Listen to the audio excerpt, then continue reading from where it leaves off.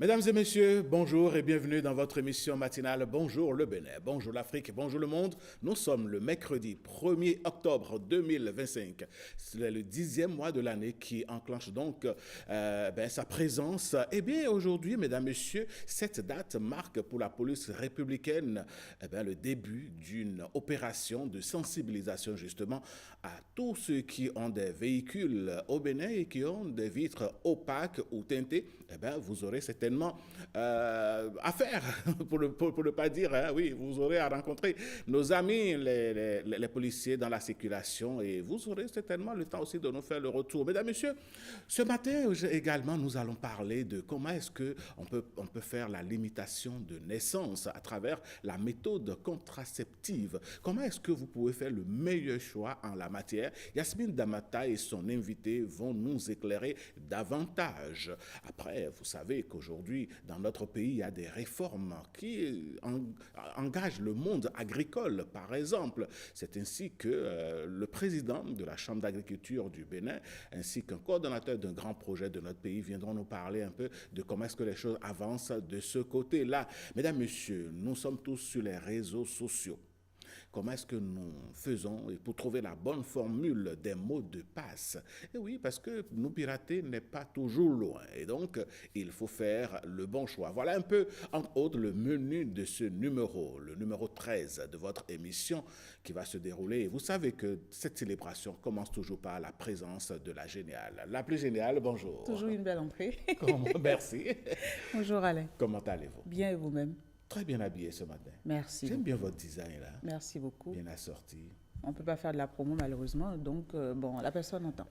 De toute façon, c'est l'occasion également pour eux de voilà, signaler leur présence. Et voilà. Justement, nous allons parler de la mode ce matin également avec Gisèle Nadimi. Tout à fait, tout à fait. Allez, avec vous, nous avons le premier rendez-vous donc, que nous honorons en matière d'information. Bien sûr, on va y aller. Allez, mesdames, messieurs, on va installer Génial Afouda Monsiagboka.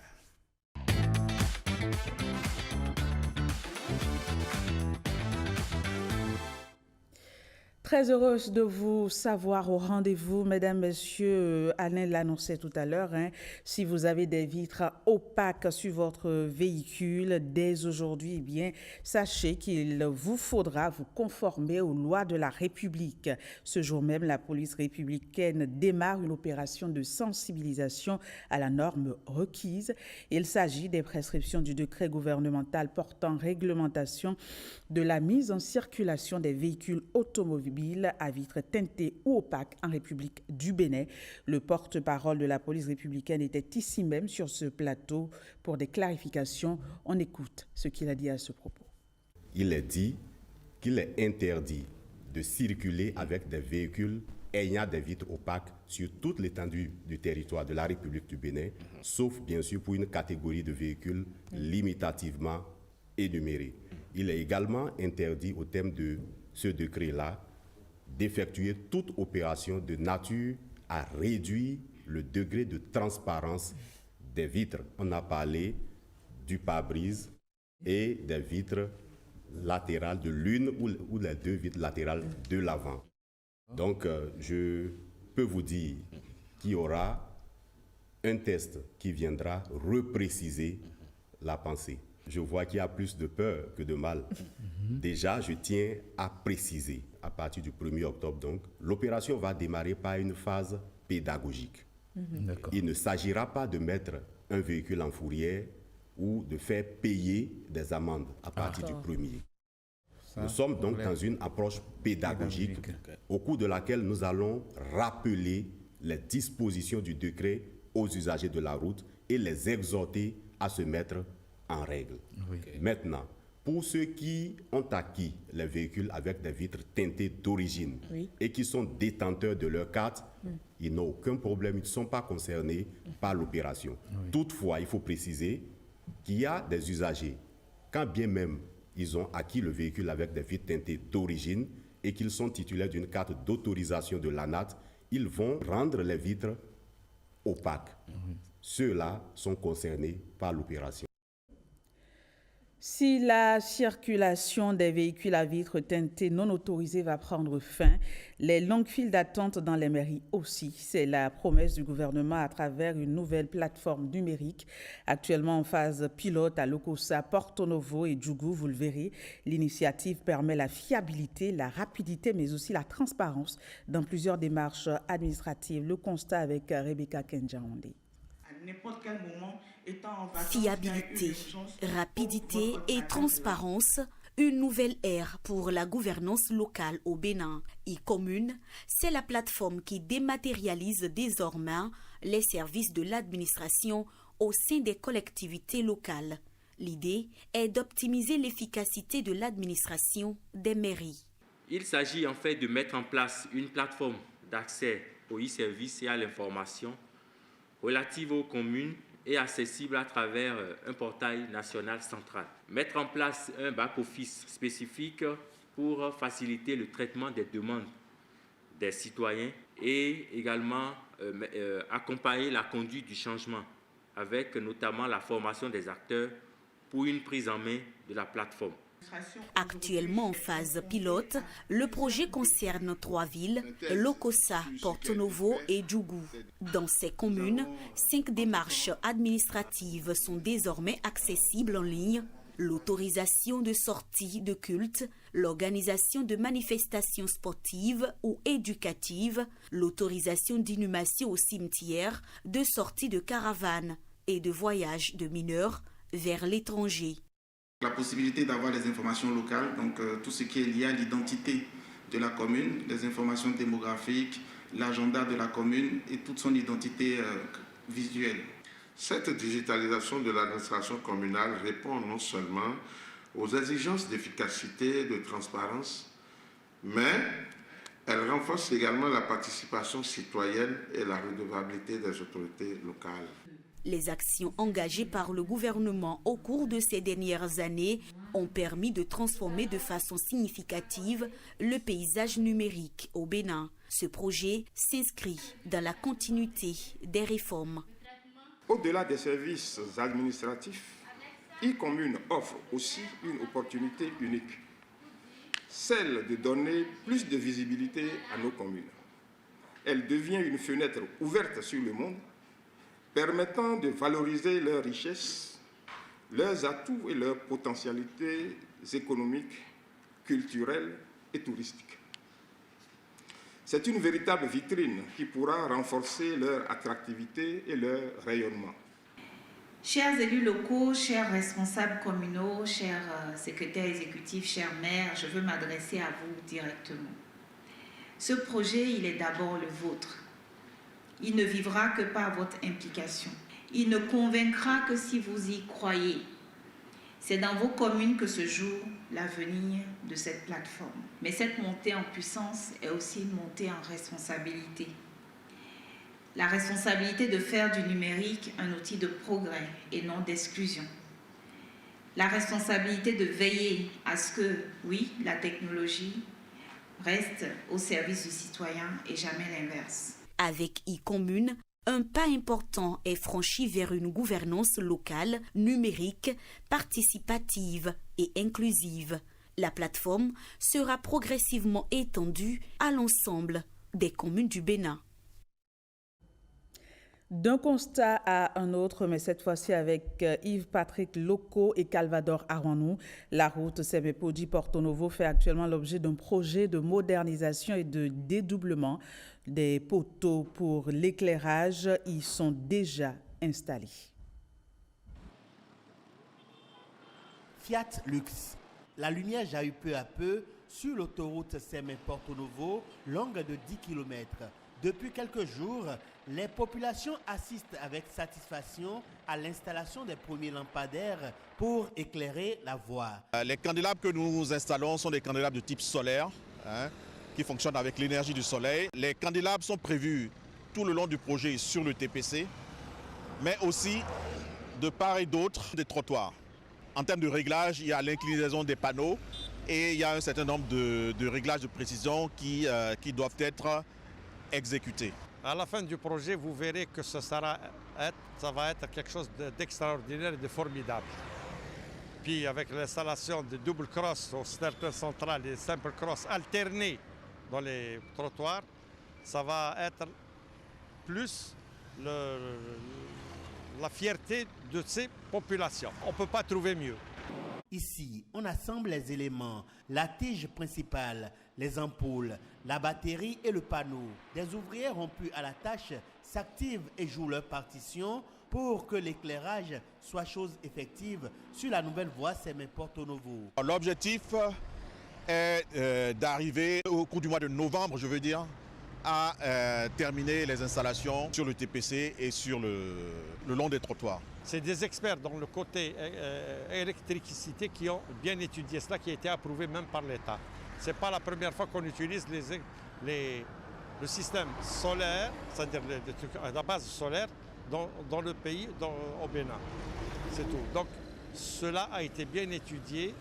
Un appel est lancé aux populations pour la sauvegarde des installations. Ces biens communs méritent l'entretien nécessaire pour leur durabilité. Le vandalisme est un problème très important qui concerne les candélabres, mais pas seulement les candélabres, les panneaux de signalisation et bien d'autres choses qui sont installées le long du chantier.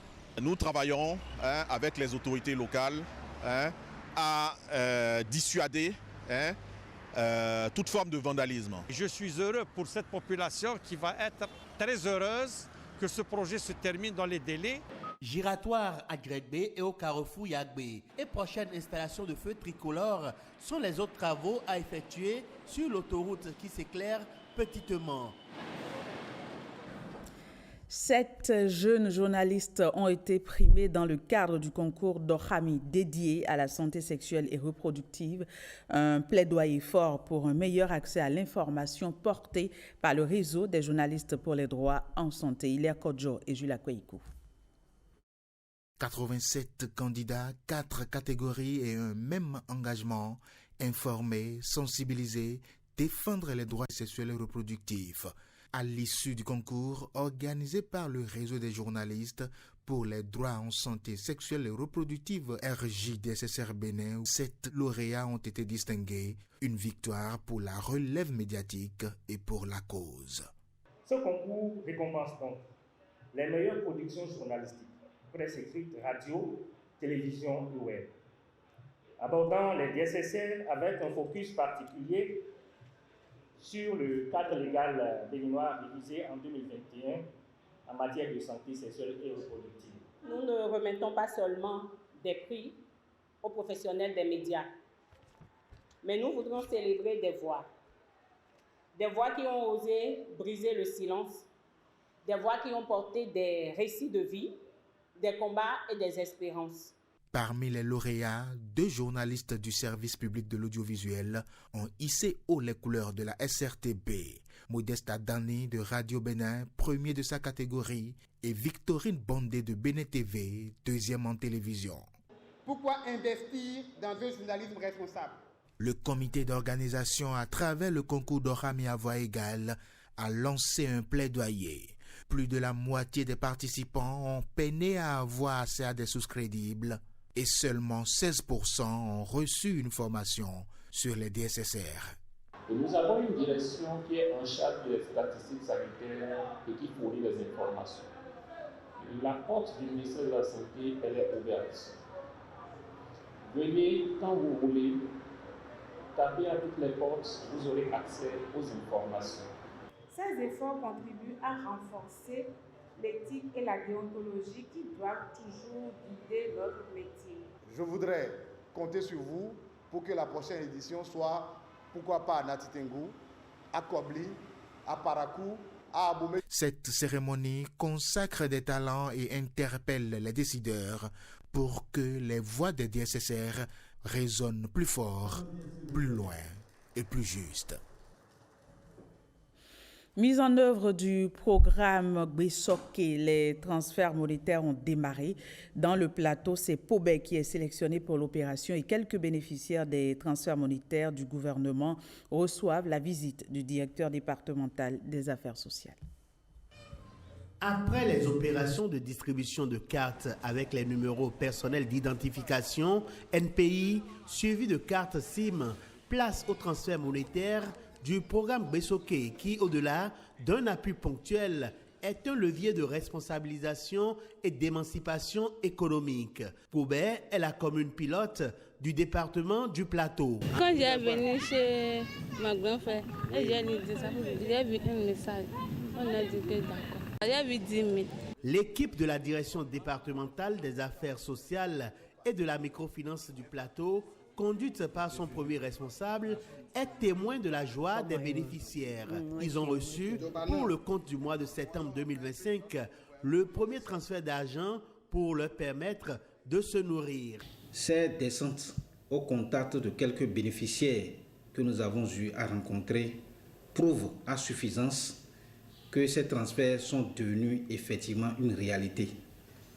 Les différents bénéficiaires que nous avons interrogés ont manifesté leur joie de recevoir ces appuis du gouvernement qui doivent contribuer à améliorer leurs conditions de vie. L'ambition du programme Besoké, c'est de toucher 150 000 ménages à terme dans les 77 communes du Bénin. Ce volet social du programme d'action du gouvernement PAG vise à favoriser la résilience économique des bénéficiaires. Besoké marque ainsi une transition importante, celle de passer d'une logique d'assistance à une dynamique de développement local et d'autonomisation des populations vulnérables. Pendant ce temps, dans le zoo, l'excellence en milieu scolaire se célèbre. Le roi du royaume de Dahomey, voilà, j'arrive à récompenser les meilleurs élèves aux différents examens de fin d'année. Retrouvons au palais Patinsa Dabomé, Canel Kapo et Pierrette Adam aussi. Des vélos VTT, des ordinateurs portatifs, des tablettes et des kits scolaires. Ce sont là les prix décernés aux meilleurs candidats à l'examen du CEP, du BEPC et du baccalauréat édition 2025. Ils sont une quarantaine de lauréats à bénéficier de ces gratifications estimées à plus de 5 millions de francs CFA.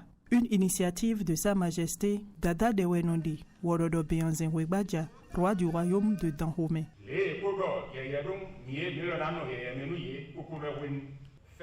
de ton fils ton père de demain. La honte d'un enfant est de ne pas dépasser ses parents.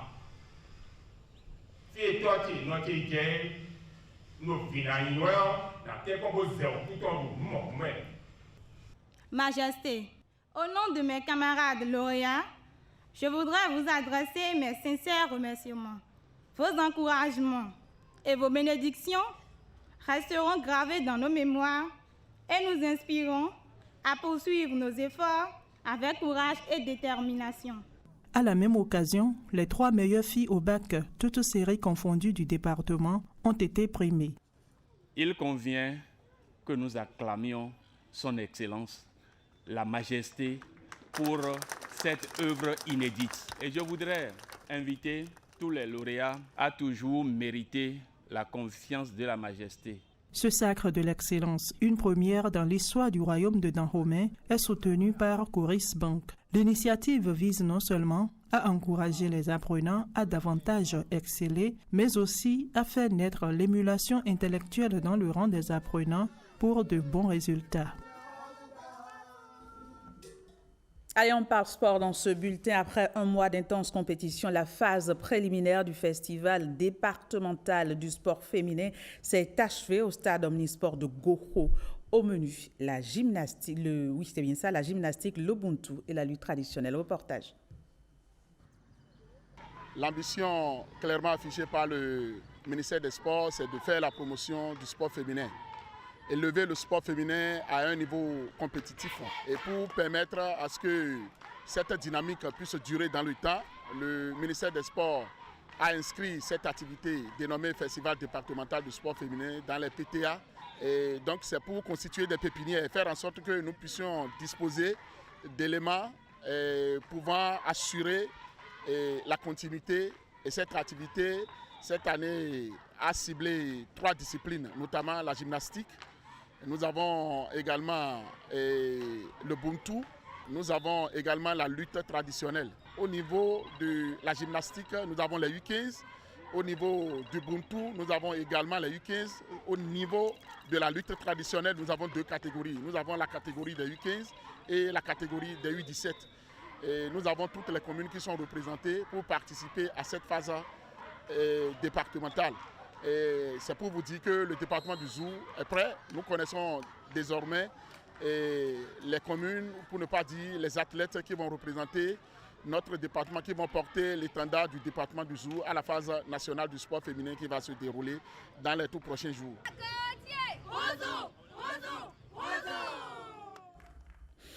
Allez, bonne nouvelle, l'horizon du Bénin que l'on pensait obscurci dans les éliminatoires de la Coupe du Monde s'est subitement illuminé, non pas par un exploit sur le terrain, mais par une décision de la commission de discipline de la FIFA, coupable d'avoir aligné un joueur suspendu. Eh bien, l'Afrique du Sud a été sanctionnée. Les Bafana rétrogradent à la 2e place du groupe C et relancent donc le suspense dans la course à la qualification. Aman Rodrigue-Menga. C'est une décision qui tient de la logique, mais qui sonne comme un miracle pour relancer le groupe C du Bénin dans la course au Mondial 2026. Teboro Mokoena, suspendu pour accumulation de cartons jaunes, n'aurait jamais dû jouer le match face au Lesotho lors de la 5e journée. Il l'a fait, la commission de discipline a tranché, l'Afrique du Sud a fauté. Petite faute, grande conséquence. Les Bafana se sont vus retirer les 3 points de la victoire, les 2 buts inscrits au cours de la rencontre, puis punis d'un match perdu sur tapis vert et une amende de 10 000 francs suisses. Avec ce retournement de situation, les Guépards prennent la tête du groupe C à égalité de points avec l'Afrique du Sud, mais avec un meilleur avantage au goal différentiel. Pas de quoi s'enflammer tout de même, selon le sélectionneur. On sait que ce n'est pas le terrain qui nous a mis dans cette position. C'est une administration qui a été obligée de prendre une sanction contre un adversaire qui n'a pas respecté les règles. Voilà, donc on va essayer de profiter de cette situation. Il va falloir jouer comme des vrais guépards. Il faut que mes joueurs soient au top. L'information fait la une des médias locaux et internationaux. Le champion métaphorise et parle des guépards comme tête d'affiche. Fraternité fait observer que le Bénin a désormais son destin en main. La presse internationale préfère s'attarder sur cette erreur qui pourrait coûter la qualification à l'Afrique du Sud. RMC Sport va même jusqu'à penser que les Bafana voient la Coupe du Monde s'éloigner. Jamais le Bénin n'a été aussi proche d'une qualification pour la Coupe du Monde, mais il y a encore 2 matchs décisifs face au Rwanda et au Nigeria. 2 équipes toujours en course. Nous, notre souci, c'est de gagner notre match au Rwanda. Voilà, on fait tout pour, et quel que soit le résultat des autres, nous, on pourrait avoir notre chance entre nos mains, et ça, c'est un avantage. Le public sportif, lui, préfère voir en cette sanction de l'Afrique du Sud un coup de pouce du destin pour un rêve américain qui se dessine.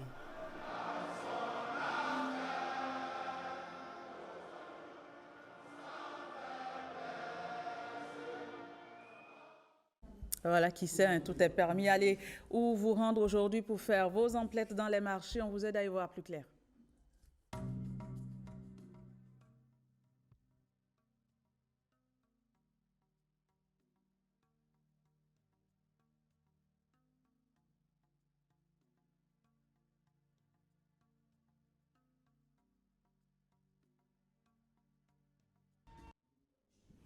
Voilà, ce sera tout pour ce 7h. Merci de l'avoir suivi. Alain, à vos l'antenne.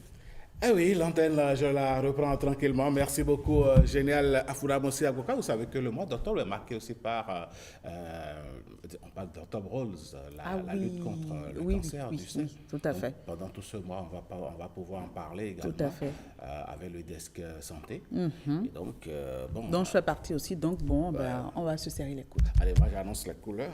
En fait, j'ai compris maintenant. Voilà, je passe le message. Vous êtes comme ça. Allez, merci. Allez, on se retrouve journée. demain. Merci.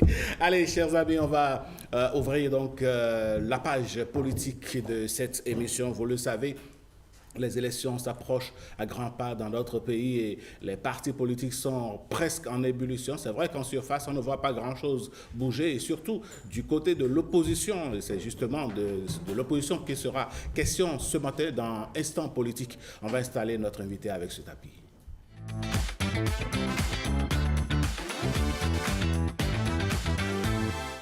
Instant politique, nous recevons pour vous donc un membre de l'opposition. Il est le deuxième vice-président du parti politique Nouvelle Force, la Nouvelle Force nationale. Bonjour, monsieur Agbofon. Bonjour, monsieur le journaliste. Je profite de l'occasion pour saluer vos téléspectateurs. Merci d'avoir accepté notre invitation. Merci. À l'étape actuelle, les Béninois sont en droit de se demander ce que mijote l'opposition. Les Béninois n'ont pas le droit de s'inquiéter parce que le code électoral et toutes les institutions chargées de mettre en œuvre les élections ont fixé des dates. On a des calendriers et suivant ces calendriers, l'opposition va mettre en œuvre aussi ces stratégies pour ne pas être surprise. Et c'est ce que nous sommes en train de faire. Alors, monsieur Théophile Agbofon, vous qui êtes de la Nouvelle Force nationale, on vous a vu être reçu par le président du parti Les Démocrates. Qu'est-ce que vous êtes allé chercher chez Yahya Boni? Nous ne sommes pas reçus par le président des Démocrates. Il faudrait que la nuance soit suffisamment claire. Comment dirais-je? Il faudrait qu'on nuance un peu, je vous l'ai dit. Nous sommes allés rencontrer le président, en fait le chef de file de l'opposition, en tant que parti de l'opposition. Et il se trouve que le chef de file de l'opposition est le président du parti Les Démocrates. Et en même temps, un ancien président de la République de ce pays à qui nous devons vraiment respect et beaucoup de déférence. Alors, c'était quoi le menu de vos échanges? Oui, nous sommes à l'approche des élections et il est normal que l'opposition s'organise. Et il est de bon ton, dans ce cadre, qu'on rencontre le chef de file de l'opposition. C'est ce que nous avons fait. Et au cours de cette séance, je vous donne la primeur de peut-être ce que nous n'avons pas pu dire sur les réseaux sociaux et sur nos canaux de communication. Nous avons reçu beaucoup de conseils. Et le président Thomas Boni Yayi a beaucoup insisté sur la paix. Et c'est très important. La paix et la démocratie. La démocratie en ce sens que nous devons savoir que le pays appartient à nous tous, le pays appartient au peuple, et les hommes vont passer, le peuple va rester, le pays va rester. Et quand nous sommes dans ce cadre, nous devons préserver l'alternative. Parce que sans alternative, il n'y a pas d'alternance. Et quand, en face de la mouvance, il n'y a pas d'opposition, c'est que la mouvance ne retrouve que le peuple. Et partout où la mouvance est obligée de discuter avec le peuple, vous savez comment ça se termine. C'est pour ça que nous tenons, le président Boni Yayi a tenu à ce que l'opposition se mobilise et participe aux élections. Et quand on parle des élections de 2026, c'est vrai qu'on a en ligne de mire la présidentielle, mais avant ça, il y a les communales et les législatives. À votre niveau, au niveau de votre formation politique, on a vu des mouvements vous appeler à porter ce que vous appelez la troisième voie. Puisque vous êtes sur ce plateau, de quoi s'agit-il? Merci beaucoup. La troisième voie, pour aller directement, c'est le rassemblement des partis, mouvements et personnalités politiques qui pensent qu'il faut une alternance en 2026. Et, excusez-moi beaucoup. Oui, allez-y. Il ne s'agit pas de partis rangés du côté de l'opposition automatiquement, mais il y a des personnalités qui pensent qu'après 10 ans de pouvoir, il faut qu'on donne la chance à d'autres personnes de s'exprimer. Ceux-là s'enregistrent au niveau de la troisième voie. Il y a des mouvements qui œuvrent pour qu'il y ait l'alternance. Ces mouvements nous ont rejoints. Il y a des partis politiques qui, vous le savez, ont fait toutes les formalités. Il suffit de voir tout ce qui a été reproché aux partis politiques dont les responsables se trouvent en prison pour comprendre que ce n'est pas facile d'avoir le récépissé. Donc, tous ces partis qui n'ont pas pu obtenir leur récépissé, ce sont, comment dirais-je... Partés vers vous. Non, ils ne sont pas venus vers nous. Il faudrait qu'on fasse la distinction par rapport à ça. Dites-nous. La précision, c'est que ils se sont regroupés. D'accord. Et là, nous avons décidé, dans ce regroupement, nous avons décidé, puisque pour aller aux élections, il faut un récépissé, ils ont choisi d'aller aux élections avec le parti La Nouvelle Force Nationale. D'accord. Donc, ils vont faire vont préparer les élections, ils vont s'organiser pour qu'au moins eux aussi, ils puissent participer au développement de ce pays.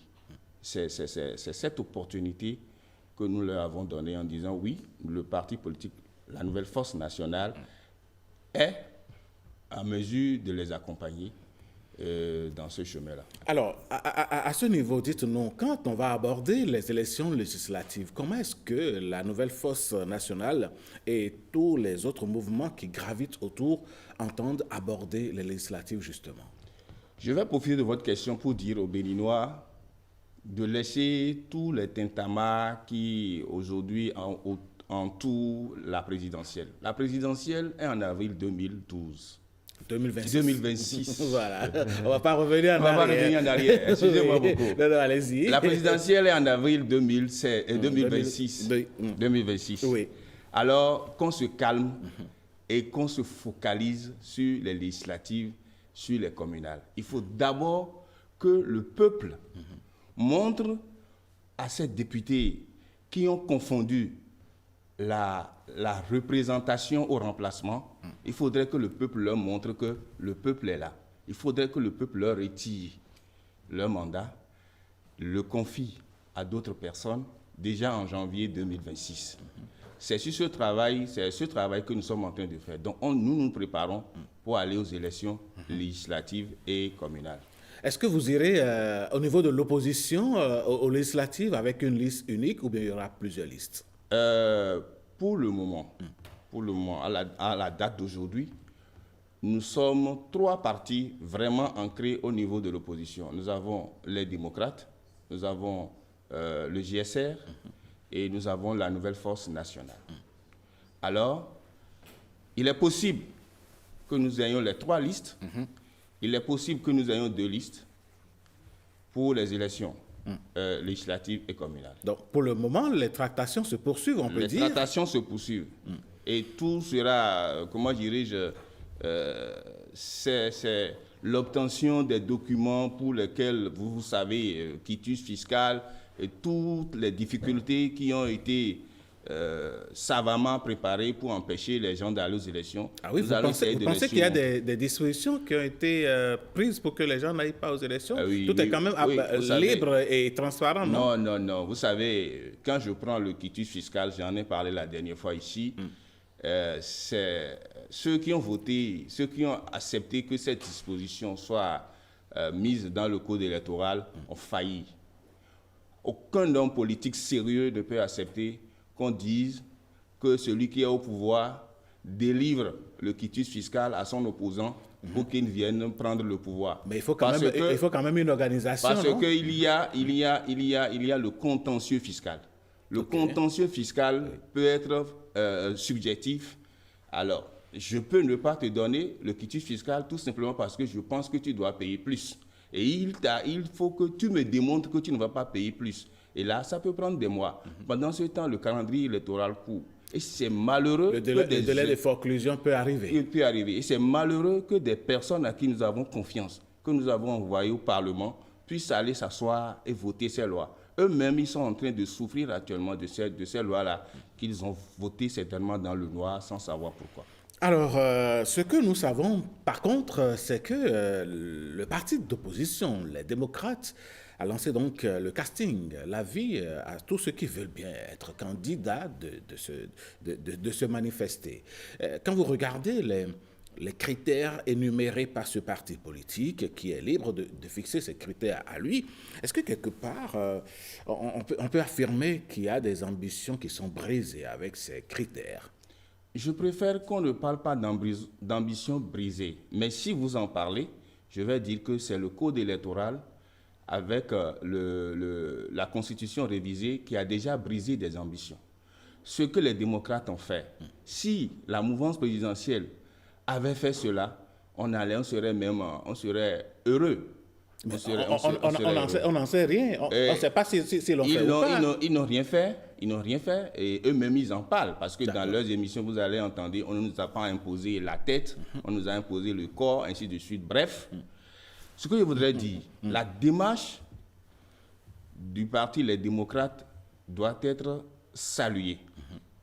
Parce que le président Boni Yayi, qui est le président du parti Les Démocrates, n'a pas l'armée, n'a pas la justice pour pouvoir intimider les membres de son parti politique. Alors, pour que les gens expriment librement leur volonté de participer à la présidentielle, il faudrait qu'on mette en place un mécanisme de désignation accepté par tous. Alors, si les critères sont, si ces choses-là sont publiées et jusqu'aujourd'hui, il n'y a pas eu de conférence de presse, il n'y a rien eu pour contester, ça veut dire que c'est un mécanisme qui est accepté par les LD. Et moi, je pourrais vous dire, pour avoir rencontré le président Boni Yayi, je peux vous dire que tout ce qui est fait là, ce n'est pas lui qui a concocté ça de son bureau, c'est les membres du parti Les Démocrates qui ont sûrement organisé ça. Et c'est très bien de constater que d'autres, c'est-à-dire la mouvance en majorité, a voté une loi, n'a pas pu l'appliquer, et c'est les démocrates qui font l'effort de l'opérationnaliser. Sur ce plan, je souhaite que la presse béninoise ne tire pas sur les démocrates, mais plutôt tire ce qui est bon dans cette démarche-là, qui permet aux gens de s'exprimer au sein des partis politiques. S'il y a un problème aujourd'hui, c'est parce qu'il n'y a pas de démocratie au sein des partis politiques. Les partis politiques sont aujourd'hui... Oui, s'il y avait de démocratie au sein des partis politiques, comment comprendre que les partis de la mouvance, qui ont quand même le nombre de députés, le nombre de parrains, pour présenter des candidats en leur sein, n'ont pas été capables de le faire? Voilà, et puis, voilà, c'est une question. Alors, dernière question, M. Agbofoun, le temps commence pas à nous mettre la pression. Vous faites partie du cadre de concertation de l'opposition, avec la décision des LD de faire appel à la candidature. Que devient le cadre de concertation? Le cadre de concertation reste le cadre de concertation de l'opposition. Et les objectifs du cadre de concertation de l'opposition n'ont rien à voir avec l'organisation interne de chaque parti politique. D'accord. Et nous soutenons la démarche du Parti Les Démocrates parce que le président Boni Yayi nous a fait quand même l'honneur, l'amitié de nous informer d'abord avant que cette démarche ne soit mise en œuvre. Un dernier mot, en tant que membre d'un parti politique de l'opposition comme la Nouvelle Force Nationale, que diriez-vous au peuple béninois qui attend patiemment? Je voudrais profiter pour dire au peuple béninois de ne pas avoir peur. Le pouvoir appartient au peuple et c'est le peuple qui décide de choisir ses dirigeants. Il faudrait que ceux qui ont encore peur, parce que j'ai rencontré quelques militants à Dango la dernière fois, qui disent, Président, quand nous nous sommes rassemblés ici, maintenant, si la police arrive, qu'est-ce qu'on va faire?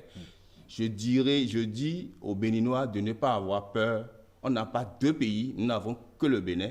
Nous avons lutté pour que le président Patrice Talon soit là. Il le sait que sans nous, il ne peut pas être là. Et le peuple doit toujours continuer sa lutte pour que le pays soit préservé, pour que la paix soit préservée, parce que sans la paix, il n'y a pas le développement. Vous ne croyez pas si bien dire la paix hier, la paix aujourd'hui et la paix demain? Toujours. Allez, c'est justement la paix que nous va vous souhaiter. À vous, M. Théophile Agbofoun, merci d'être passé sur ce plateau. Revenez quand vous voulez, ici c'est votre maison. Merci. Si vous avez des infos à nous donner, à livrer au peuple, nous serons heureux de vous accueillir. Merci. Je rappelle que vous êtes M. Théophile Agbofoun, deuxième vice-président du parti La Nouvelle Force Nationale.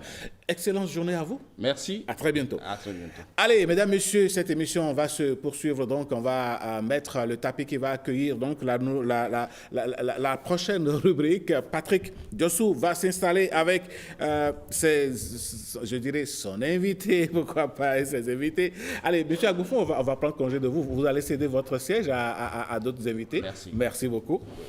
Allez, Christelle Sabouran, on va installer le tapis.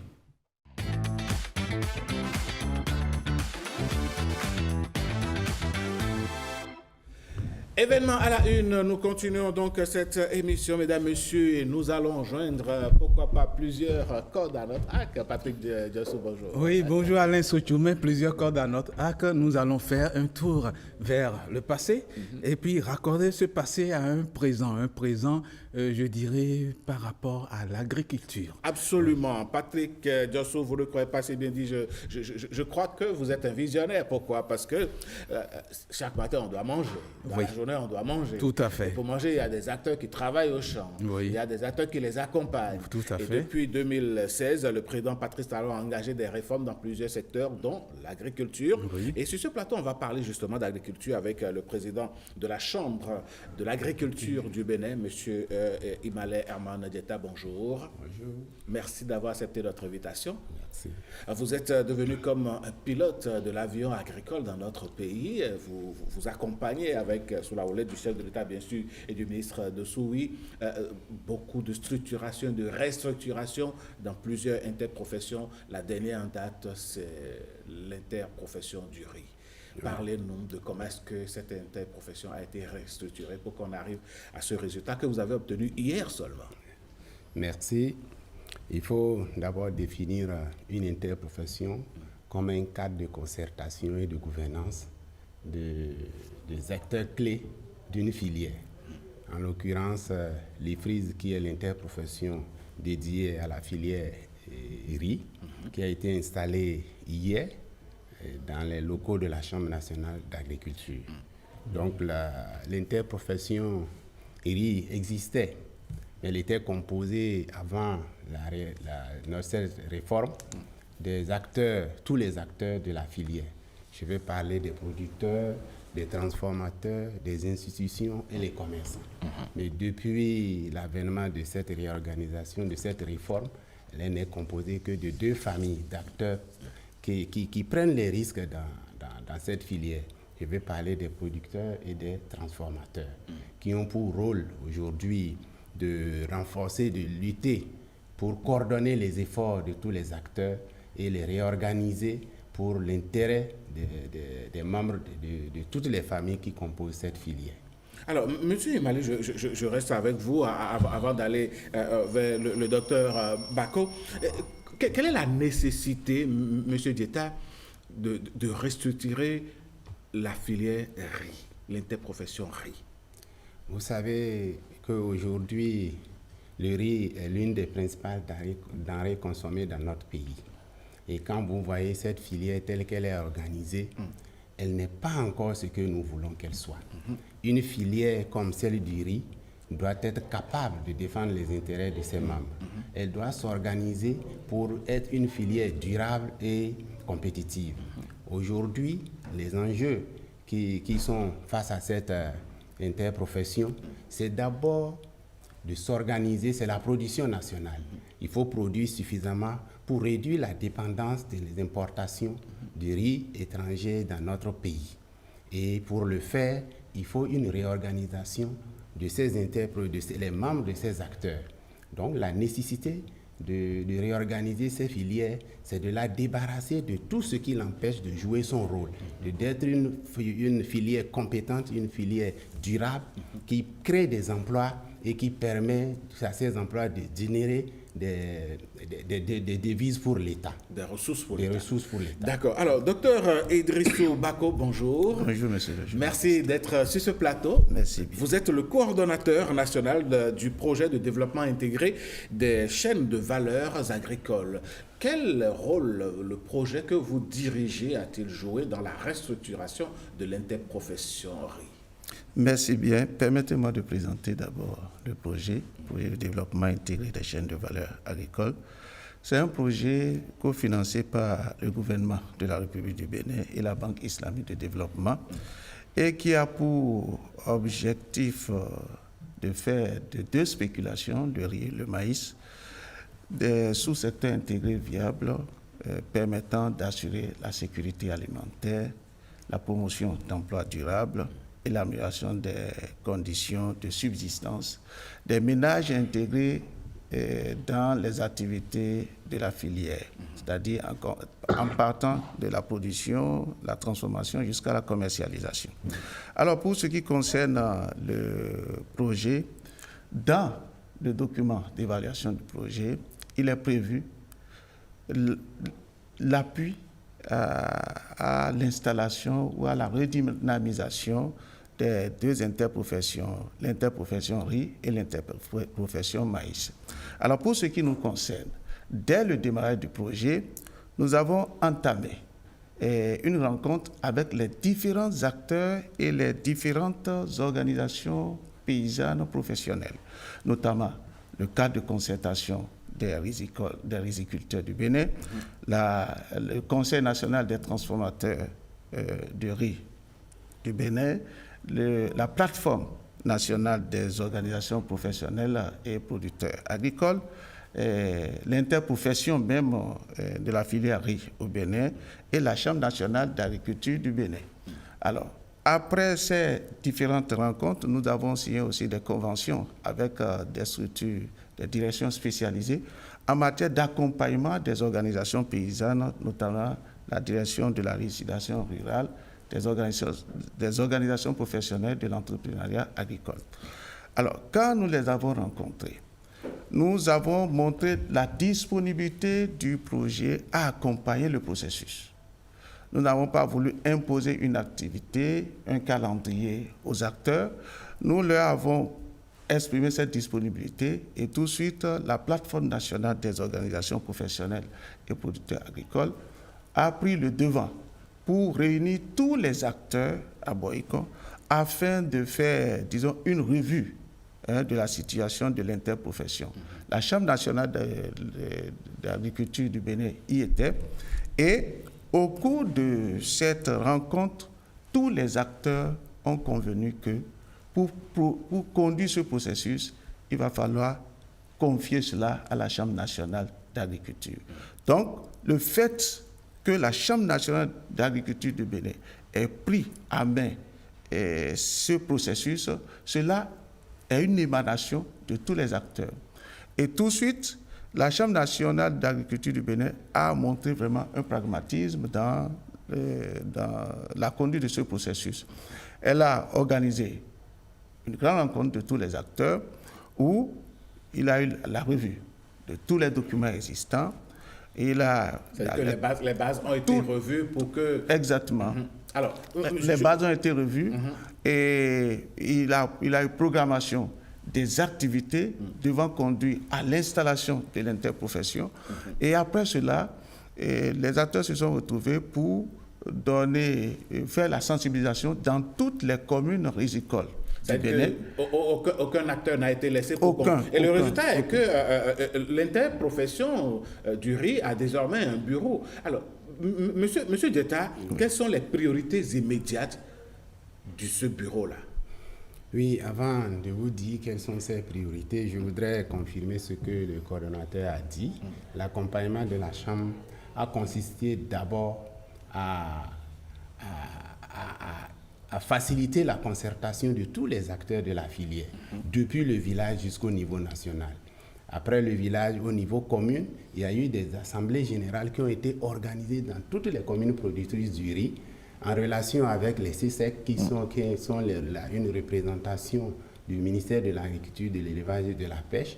Et nous sommes allés jusqu'au niveau national. Là, on a été accompagné par la direction de la législation rurale, l'appui aux organisations professionnelles agricoles, et pour faire ce que nous avons fait au niveau de communes, au niveau de chaque filière, chaque acteur de cette filière, je vais dire au niveau des transformateurs, avant d'aller à l'interprofession qui a été installée hier. Et nous avons veillé à ce que la transparence y soit dans cette installation.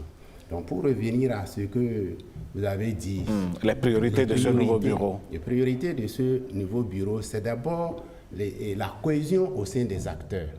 la cohésion au sein des acteurs. Et ce bureau doit également travailler avec l'État pour les actions politiques qui vont favoriser la compétitivité du riz du Bénin pour que ce riz soit compétitif sur le marché mondial et promouvoir la production et la consommation du riz produit au Bénin.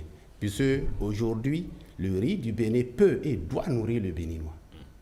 Donc voilà ce que constitue aujourd'hui les priorités de ce nouveau bureau. Il faut qu'il travaille pour que, aujourd'hui, comme je l'avais dit tantôt, qu'elle devienne une filière durable et compétitive. Et que les importations soient limitées. D'accord. C'est pourquoi la production nationale doit être la première priorité pour vraiment réduire considérablement les importations. On espère avoir de plus en plus de riz béninois dans nos plats. Alors, docteur Bako Idrissou, votre projet, comment est-ce que ce projet peut-il accompagner cette interprofession du riz pour que nous puissions avoir du label riz au Bénin? Merci bien. Et pour ce qui concerne l'interprofession, une première chose est de renaître.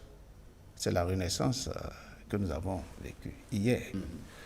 La deuxième chose, c'est d'être utile aux différentes familles d'acteurs. Et au niveau de l'interprofession, actuellement, nous avons deux principales familles. La famille des producteurs et celle des transformateurs. Alors, pour le projet, la première des choses que nous ferons, c'est de faire une évaluation institutionnelle. On fait l'évaluation institutionnelle, on sort les forces et les faiblesses et nous montons un plan de renforcement institutionnel pour que ces structures soient capables de jouer le rôle pour lequel elles ont été installées. Et il faut les amener à un niveau où ils puissent signer un accord cadre avec l'État béninois et respecter les conditions de l'accord cadre. Donc le PDICVA, le projet de développement intégré des chaînes de valeur agricole, va accompagner tout le processus jusqu'à la fin du projet quand même. La fin du projet est prévue pour août 2028. Et nous pensons qu'en 2026 et 2027, ce seraient des activités de renforcement de capacité, d'accompagnement pour que l'interprofession soit une véritable interprofession au bonheur de la population. Des acteurs et des Béninois en général. Exactement. Allez, pardon. Président Dieta, si vous avez un mot à l'endroit de tous les acteurs rizicoles, que leur diriez-vous pour conclure cet entretien? Oui, je dirais avant de conclure, le coordonnateur a parlé d'un accord cadre. Pour ne pas me répéter, je voudrais qu'il sache, que nous le sachions tous, et il le sait bien sûr, qu'avant d'aller à l'accord cadre, il faut que cette interprofession travaille pour faire le secteur riz un moteur de sécurité alimentaire et création des emplois. C'est sur cette base que l'État pourra signer un accord cadre en vue de déléguer la gestion de la filière riz à cette interprofession. Et ce serait une première au Bénin. Disons qu'il faut accompagner le bébé dans ses premiers pas. Bien sûr. Ce serait une première au Bénin après l'interprofession coton. Et vraiment, je pense que ce serait une haute portée pour notre pays. De toutes les façons, le Bénin en a désormais l'expérience. On a eu interprofession coton, soja, anacarde, maïs et j'en passe. Surtout l'interprofession qui a une référence dans la sous-région au Bénin. Donc on n'a pas le droit d'échouer. Je crois. Allez, docteur Idrissou Bako, si vous avez un dernier mot, lequel serait-il? Non, un dernier mot, c'est qu'il y a de l'espoir. Aujourd'hui, tout le dispositif d'accompagnement est là depuis la recherche, en passant par la direction de la production végétale et tous les organes de contrôle et les agences de promotion à la base. Je crois que tous les acteurs sont prêts pour accompagner le processus afin que d'ici 1 an, 2 ans, que nous ayons des résultats concrets. On ait des résultats concrets et que le riz béninois soit un riz compétitif avec même les riz importés. En tout cas, c'est ça le défi et nous allons le relever. L'expertise existe. Merci beaucoup. Allez, si vous permettez, merci. Il y avait parlé de ce que c'est que l'accord cadre, je n'avais pas encore dit mon dernier mot. Permettez-moi, oui, sur ce plateau. Pardon, un gros chat qui se promène un peu dans ma gorge là. Allez-y. Merci. Je voudrais demander aux producteurs, aux transformateurs, aux partenaires de soutenir cette dynamique qui a décollé et que vraiment je voudrais particulièrement remercier les partenaires, surtout la Banque islamique de développement à travers le projet PDI-CV qui a soutenu cette transformation, cette restructuration pour que cette interprofession ait lieu et profiter de remercier le chef de l'État qui a, pour sa clairvoyance et la confiance placée en notre institution, dont le résultat est aujourd'hui une interprofession du riz rénovée, nouvelle formule que nous avions pu installer hier. Merci à vous et beaucoup de chance, beaucoup de courage. On va traiter qu'on va nourrir l'espoir que bientôt le riz béninois va nous faire rire. Oui, voilà, le riz va nous faire rire, oui, avec le riz béninois dans nos assiettes et le riz béninois hors des assiettes béninoises. C'est sûr que nous aurons du bonheur à rire avec le riz. Merci. Allez, merci beaucoup. On va libérer le docteur Idriss Soubako, le président d'État, pour que je sais que vous avez un calendrier assez surchargé. Revenez-nous quand vous voulez. C'est votre maison, comme j'ai l'habitude de le dire. Et ce sera avec plaisir qu'on va vous accueillir. Alors, Patrick Yossou, aujourd'hui, 1er octobre, c'est la journée internationale des personnes du troisième âge. Oui. La journée internationale des personnes âgées, aujourd'hui 1er octobre, a comme thème vieillir, je retiens, vieillir dignement. Vous voyez, vieillir dignement, ce n'est pas vieillir tout simplement, vieillir dignement. Et nous avons avec nous une personne, ce n'est pas que nous disons que les autres ne vieillissent pas dignement. Et lui ne vieillit même pas. Il est en train de rajeunir par son esprit. Il se bonifie. Le doyen Patrice Joseph Ogouchi, et que nous appelons affectueusement Oncle Joe. Et c'est le nom que beaucoup de personnes lui connaissent. Est-ce que vous savez comment j'ai connu Oncle Joe? Non. J'étais encore adolescent quand je suivais de A à Z. Exactement. Mais votre premier invité, l'invité politique, a été un acteur. Il a joué à A à Z. Donc, quand il a vu Oncle Joe... Et donc, nous recevons le professeur. Oui, nous recevons le professeur Oncle Joe.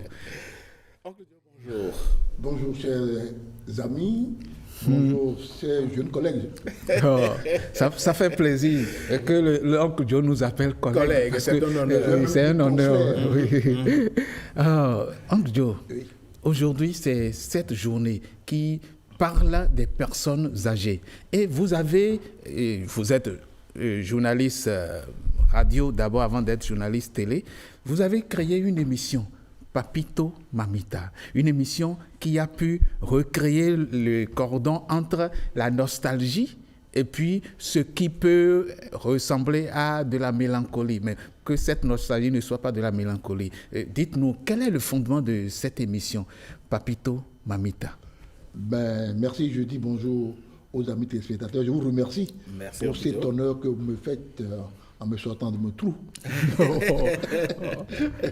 Nous aimons bien vous sortir de temps en temps. Merci beaucoup.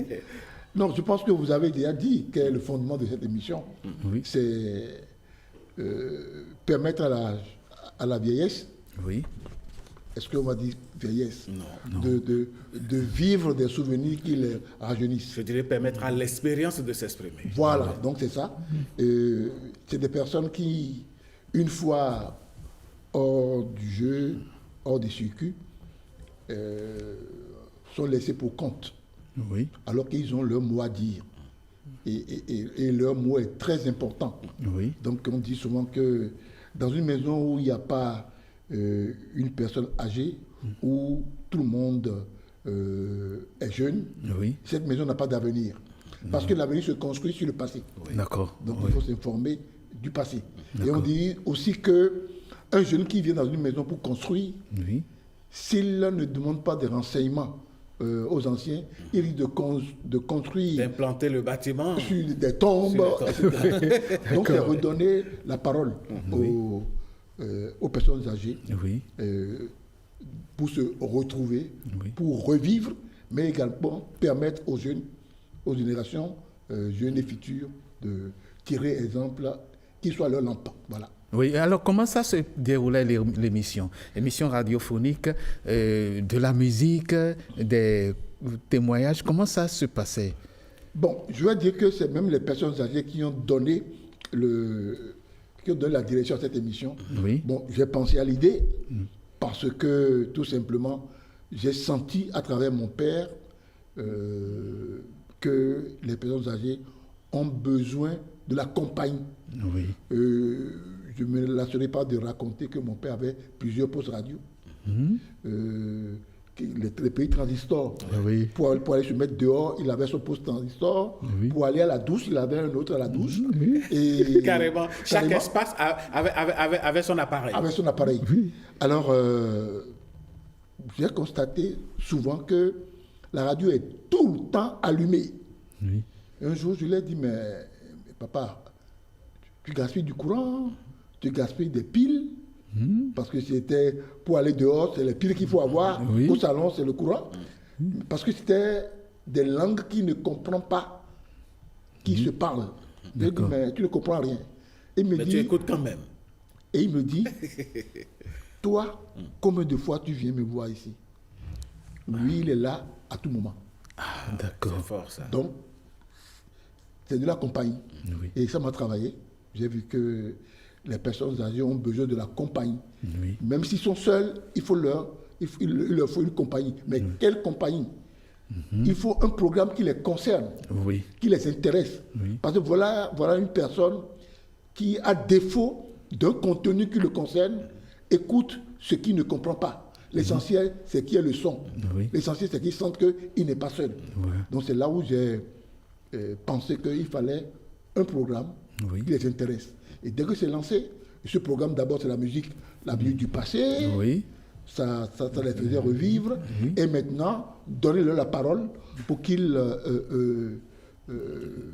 disent leur expérience, qu'ils partagent leur expérience.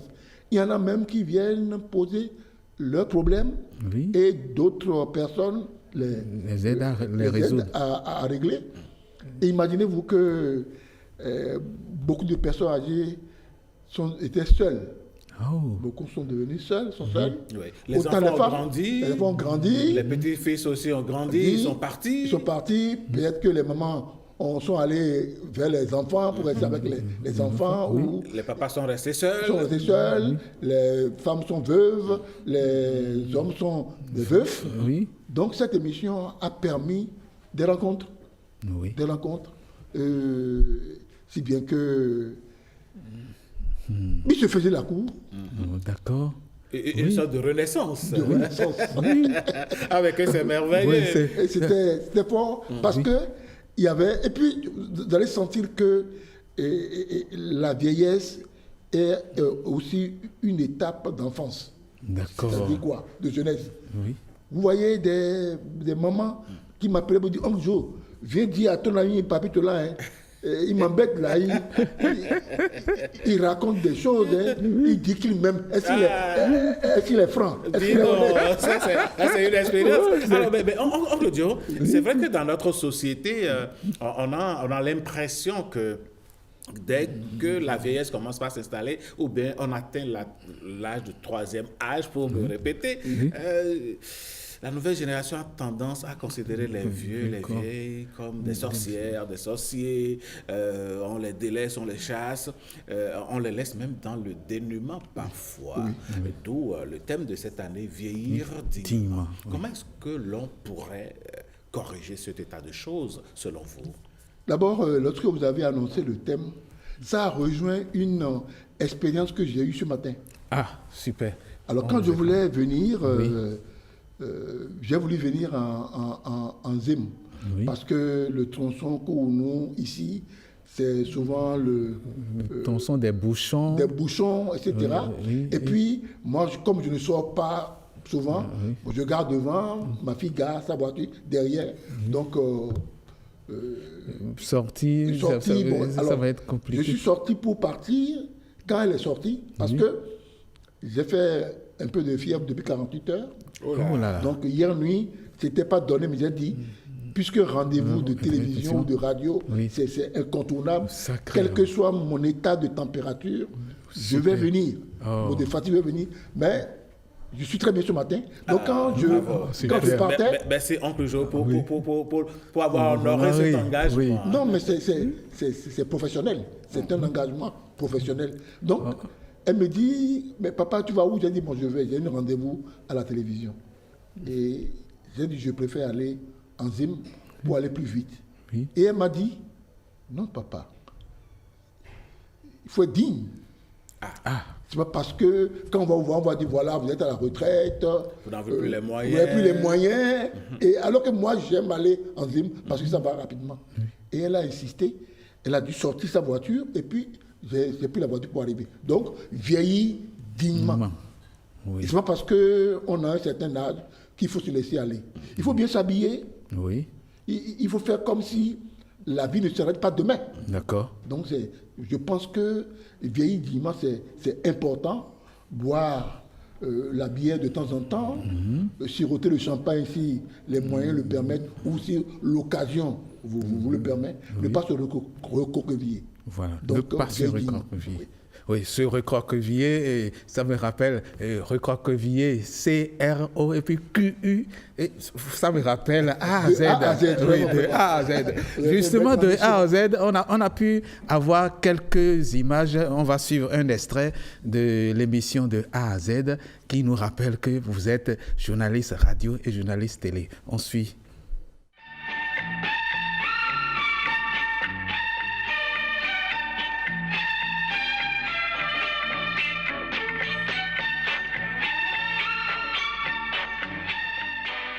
Chers amis, bonsoir. On se retrouve un beau lundi, très nocturne. Le ciel étoilé, je vous dis bonsoir. Vous êtes assis, bien assis devant vos petits écrans. Nous allons partir et je vous dis tout simplement que ceux qui me reçoivent depuis Savet, je rappelle au capitaine Touré Ibrahim, commandant la compagnie, que le fax est parti. J'ai eu la réponse, c'est OK.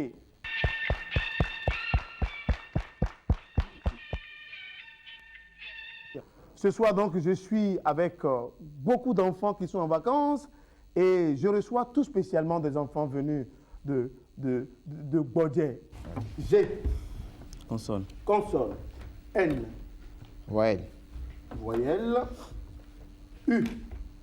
Consonne. Q. A. A. G. G. O. O. U. U. L. L. E. Cagoule. C'est bon? Cagoule, c'est bon. C'est bon, ça fait 7 points.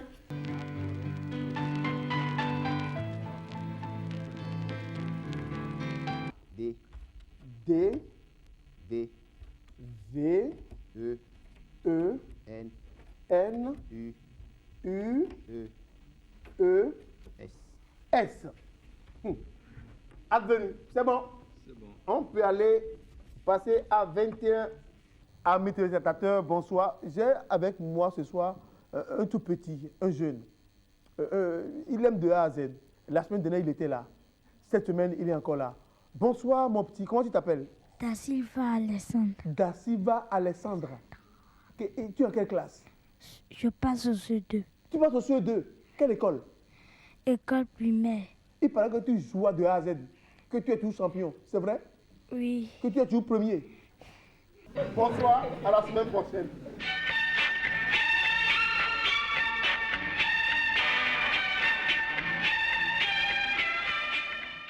Oncle Joe, qu'est-ce que cela fait de se retrouver toutes ces années en arrière?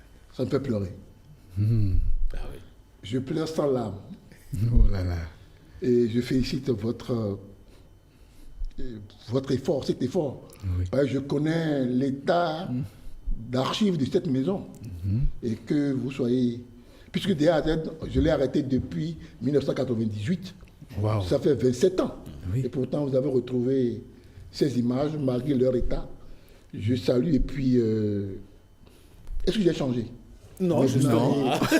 Justement, mais vous n'avez pas changé. Oui, comment est-ce que vous êtes arrivé voilà. à conserver cette fraîcheur, cette jeunesse-là, cette forme-là, et cette énergie surtout. Voilà. En pensant à moi, en cherchant à faire du bien, en regrettant si j'ai piétiné ou pas, consciemment ou inconsciemment. Et c'est une grâce. C'est une grâce. Et je pense que si vous estimez que je n'ai pas changé, alors je dis tout simplement que mon corps est momifié avant la mort. Allez, donc Joe, on va suivre avec la permission de Patrick Jossou, un deuxième élément. Oui. D'accord. Et on va revenir sur ce plateau juste après. Oui.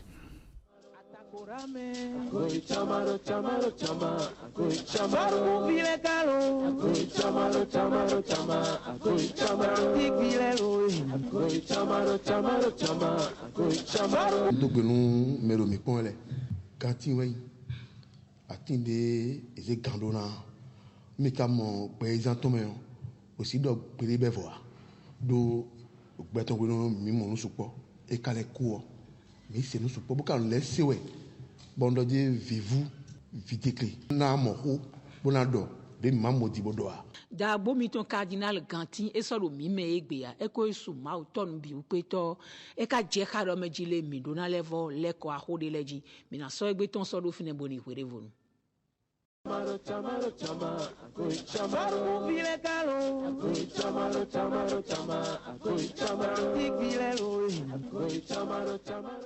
Oncle Joe, c'est un homme multidimensionnel. Oui, c'est un polyglotte. Oui, c'est ça que nous avons remarqué. Ancien séminariste, spécialiste des questions religieuses. Et il est un habitué de toutes ces émissions-là qui tournent autour du séminaire. Et justement, pour la télé, en tant que journaliste télé, il avait quelque chose qui sortait. Obi et Orbi. Ah oui.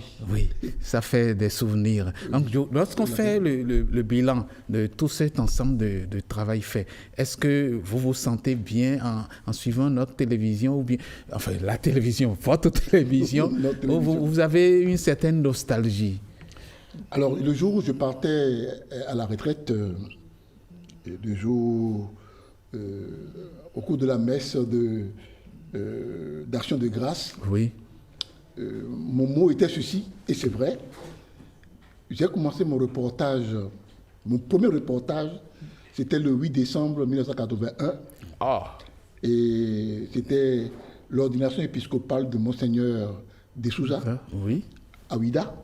Donc j'étais accompagné par un doyen qui m'encadrait. C'était mon premier reportage. Donc la ville Océane. Ouida, on l'appelle Ouida, la ville Océane.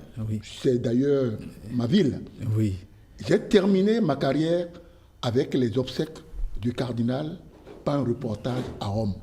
La ville éternelle. Vous avez commencé dans le monde religieux. Et j'ai terminé dans le monde religieux. Donc c'était une satisfaction. Et chaque fois j'y pense. Dieu m'a donné cette grâce-là. Alors, pour revenir à ce qui se passe avec notre télévision, ce n'est pas la même période, ce n'est pas la même époque. Mais quand je m'écoute parfois, je disais que la fougue de la jeunesse me faisait briser les barrières. Certaines barrières. Il y avait des choses que je disais et aujourd'hui, avec du recul, je dis c'est des risques que je prenais. Donc, la télévision hier et la télévision aujourd'hui, certes, il y a eu beaucoup d'évolution, parce que dans le temps, vous savez, on travaillait avec des projecteurs. En fait, si moi j'ai perdu l'usage de mes yeux, c'est à cause de l'émission de A à Z, parce que c'était des projecteurs... Avec des lumières très fortes. Aujourd'hui, c'est des lumières vraiment... Un peu plus tamisées. Ailleurs, je crois on aurait pris en charge ma santé visuelle. Bon, ben, on est en Afrique. Quand bien même les nouveaux projecteurs ne sont pas aussi faibles que ça. Hein. C'est mieux qu'hier. C'est mieux qu'hier. C'est mieux qu'hier. Parce que les projecteurs d'hier, ça donnait aussi de la chaleur. De la chaleur. Oui. Ça vous brûlait la peau, etc. Et je vois un environnement de mieux en mieux, ou disons de plus en plus accueillant. Oui. Vivement que le contenu accompagne. Merci. Eh oui. Alors, merci beaucoup, Patrick nous allons devoir terminer. Oui, et laisser partir. C'est vrai qu'il ne nous suffit pas. Mais il faut me laisser partir. Si je quitte ici, je vais au champ. Donc, on n'a pas d'heure pour aller au champ. En tout cas, on va vous retrouver sur d'autres thématiques. Et je sais que vous êtes un féru de la musique aussi. Pourquoi pas, on reviendra certainement quand vous allez chez Oncle Joe. Vous retrouvez les disques vinyles, de la bonne musique. Oncle Joe, merci d'avoir partagé tout ceci avec nous. Patrick, tu restes, Yacine va te rejoindre. On va prendre congé de Oncle Joe. Et mesdames, messieurs, on va parler santé. Santé, ça va être la rubrique qui va suivre. On installe Yasmine.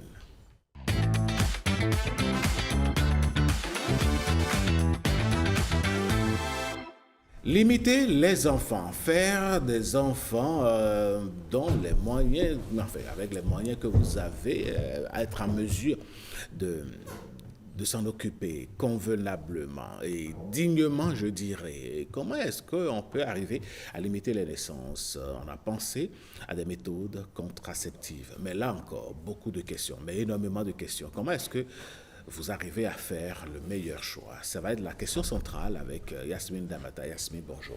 Bonjour Alain Sotoumé, bonjour fidèles téléspectateurs, bonjour Patrick. Oui, bonjour Yasmine. Et oui, la contraception, c'est un sujet parfois délicat, mais important pour une vie sexuelle et reproductive responsable. Aujourd'hui, il existe une multitude de méthodes, comme l'a dit Alain Sotoumé. Nous avons les implants, le stérilet, la pilule, mais autant de choix et on est parfois dubitatif face à cela car il faut son avis personnel, il faut également l'avis médical. Pour mieux situer le sujet, je nous propose de suivre ce reportage que nous propose la rédaction. Léa Sorouhoué, jeune parturiente, vient de donner naissance à son deuxième enfant. Un accouchement qui intervient 6 ans après la venue au monde de son aîné. Un espacement voulu et rendu possible grâce aux méthodes de planification familiale. J'ai fait l'implant qui a fait 5 ans avant que j'enlève. Et c'est après l'enlèvement que je suis tombée enceinte de mon second enfant. Et c'est une bonne méthode que je recommande à toutes les femmes et à tous les couples. Léa a choisi l'implant, mais il existe plusieurs autres moyens de contraception, notamment le coït interrompu, le stérilet ou encore les pilules contraceptives.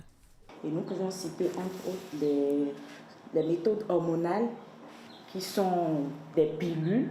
Et on a également les injections que vous pouvez voir. Nous avons le Noristera, nous avons le Lafia, nous avons également des méthodes barrières qui, je précise, sont d'ailleurs les seules méthodes qui vous évitent de contracter des infections sexuellement transmissibles. Donc vous voyez là, nous avons le préservatif masculin, le préservatif féminin. Nous avons aussi les méthodes naturelles, comme l'allaitement maternel que nous appelons généralement la méthode MAMA. Nous avons également le collier qui est une méthode naturelle. Là, nous avons aussi les spermicides. C'est des méthodes qu'on utilise sur place. La femme peut l'utiliser 10 minutes avant les rapports sexuels. Nous avons également les méthodes chirurgicales qui sont chez la femme la ligature des trompes et chez l'homme la vasectomie qui sont des méthodes irréversibles. C'est pour toujours. La planification familiale est gratuite. Elle est accessible à tous dans les centres de santé. Et voilà qui nous informe davantage, mais on a quand même, Yasmine, une voix qui s'y connaît également sur ce plateau. Docteur Claudette Adibonon Oladjoudjou, bonjour. Bonjour. Comment allez-vous? Je vais bien, merci. C'est Ala Jojo. Ala Jojo, oui. Autant pour moi. Bonjour docteur, comment vous vous portez? Je vais bien, merci. Et comme vous avez suivi l'élément, dites-nous, c'est quoi la différence entre les méthodes hormonales et les méthodes non hormonales? Merci pour la question. Déjà, je vais vous donner une définition succincte de la contraception. D'accord. Alors, c'est l'ensemble des moyens qu'on dispose pour prévenir ou pour empêcher une grossesse. Et cela de façon réversible. Alors, j'insiste sur la réversibilité parce que c'est le sujet qui hante la population et ils ne veulent pas venir pour faire des méthodes contraceptives. Donc, c'est une méthode réversible, c'est-à-dire dès qu'on arrête, vous recouvrez la fertilité. C'est toujours le cas chez tout le monde? Oui. Dès qu'on l'arrête, vous recouvrez la fertilité. Et il faut dire qu'il y a des méthodes qui sont irréversibles, qu'on ne va pas parler aujourd'hui, parce que le but, c'est d'avoir des enfants quand on veut et le nombre d'enfants désirés. Justement, sur quels critères on se base pour faire son choix? Allez-y. Alors, pour revenir à votre question, vous avez parlé de la différence entre les méthodes hormonales et non et les hormonales. méthodes non hormonales. Alors, c'est hormones. Comme ça sort dans la phrase, c'est hormones. Les méthodes hormonales utilisent les hormones qui interfèrent avec les hormones de l'organisme pour empêcher l'ovulation ou la bloquer. Vous voyez? Alors que les méthodes non hormonales agissent de façon locale, de manière mécanique, comme des barrières, pour empêcher les grossesses. C'est le cas des implants? Non, les implants, c'est des méthodes hormonales. Et c'est quoi l'exemple d'une méthode non hormonale? Oui. Vous avez le préservatif. Ah, d'accord. Voilà. Le préservatif qui soit masculin ou féminin. Vous avez également le stérilet en cuivre. Voilà. Là, on comprend mieux. Mais comment faire son choix? Comment choisir? Puisque parfois, on va voir le médecin pour nous dire ce qu'il faut faire. Mais comment concrètement, sur quels critères on se base pour faire son choix de contraception? Alors, pour faire le choix de contraception, il faut consulter un spécialiste parce que le choix se base sur plusieurs aspects. Les aspects généraux, on voit l'âge de la patiente. D'accord. Vous voyez, on voit son indice de masse corporelle, c'est-à-dire son poids, sa taille, ses antécédents médicaux, si elle a eu des antécédents de cancer, de maladies thromboemboliques, si elle consomme ou fume, vous voyez, si elle consomme de l'alcool, bien fume la cigarette. Voilà, donc c'est après un examen minutieux qu'on voit quelle méthode est adaptée à chaque patient. Mais est-ce qu'il faut forcément consulter le médecin avant de faire son choix? Est-ce que juste parce qu'on a entendu, on a eu l'avis d'une personne, une tierce personne qui a fait l'expérience, on peut déjà se baser sur ça et faire son choix? Non. Comme je viens de vous le dire, c'est après un examen qu'on guide et on oriente la patiente sur le choix de sa méthode contraceptive. Donc, il est plus prudent de consulter un spécialiste avant d'avoir sa méthode contraceptive. Vous dites tout à l'heure que les méthodes sont irréversibles. Mais est-ce que ça n'a pas d'effet secondaire sur la femme? J'ai dit que les méthodes sont réversibles. Réversibles, pardon, merci pour le mot. Mais est-ce que ça n'a pas d'effet secondaire? Oui. Donc, tous les produits médicamenteux ont des effets secondaires. Donc, vous devez savoir qu'un effet secondaire, c'est un effet qui est décrit par le fabricant du médicament ou de la mise en utilisation de ce médicament. Ce n'est pas forcément un effet que le patient va ressentir. C'est en fonction de son organisme qu'il le ressentira. Vous voyez? Donc, on énumère ces effets pour qu'au cas où le patient ou bien la patiente ressent ces effets, qu'on ait les moyens appropriés pour prendre en charge et qu'elle ne soit pas très inquiète. Docteur Ala Jojo, moi j'ai une question pour vous. Dans les retours qu'on a souvent, dans les plaintes des dames, c'est que ces méthodes contraceptives que vous proposez ou bien que le monde de la santé propose ont souvent du moins des conséquences. Soit les femmes commencent par prendre du poids excessivement, soit il y a des perturbations du cycle menstruel ou carrément il y a des saignements et tout ça. Comment est-ce que l'on en arrive là et quelles sont les solutions de façon pratique? Voilà, donc j'en venais, ça fait partie des effets secondaires des méthodes contraceptives. Donc en fonction de la méthode, il y a certains effets secondaires qu'on peut observer. Alors si nous prenons les méthodes hormonales, vous avez la prise de poids. Il y a d'autres qui vont perdre le poids. Vous voyez, donc c'est en fonction de l'organisme de chacun. Il y a la migraine, il y a les saignements entre les règles qu'on appelle les spottings. Donc c'est autant d'effets qui sont liés au fonctionnement des hormones de façon prolongée dans l'organisme. Donc quand une femme ressent ces symptômes, il y a des moyens pour prendre cela en charge. Et ce n'est pas toutes les femmes qui le ressentent. Dans ce cas, elle s'adresse à qui?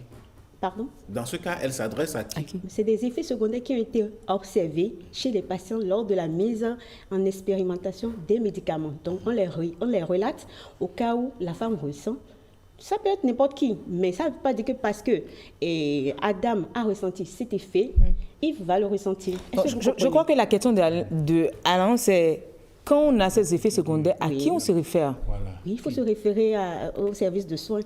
Et on aura la solution. Et on a la solution. Maintenant, est-ce qu'il y a des méthodes? Vous avez une question? Allez-y. J'ai une question. Enfin, il y a certaines personnes féminines, certaines dames qui font ces méthodes-là et qui ont quand même des enfants. Comment ça se passe? Parce qu'il y a eu toujours ces genres de plaintes.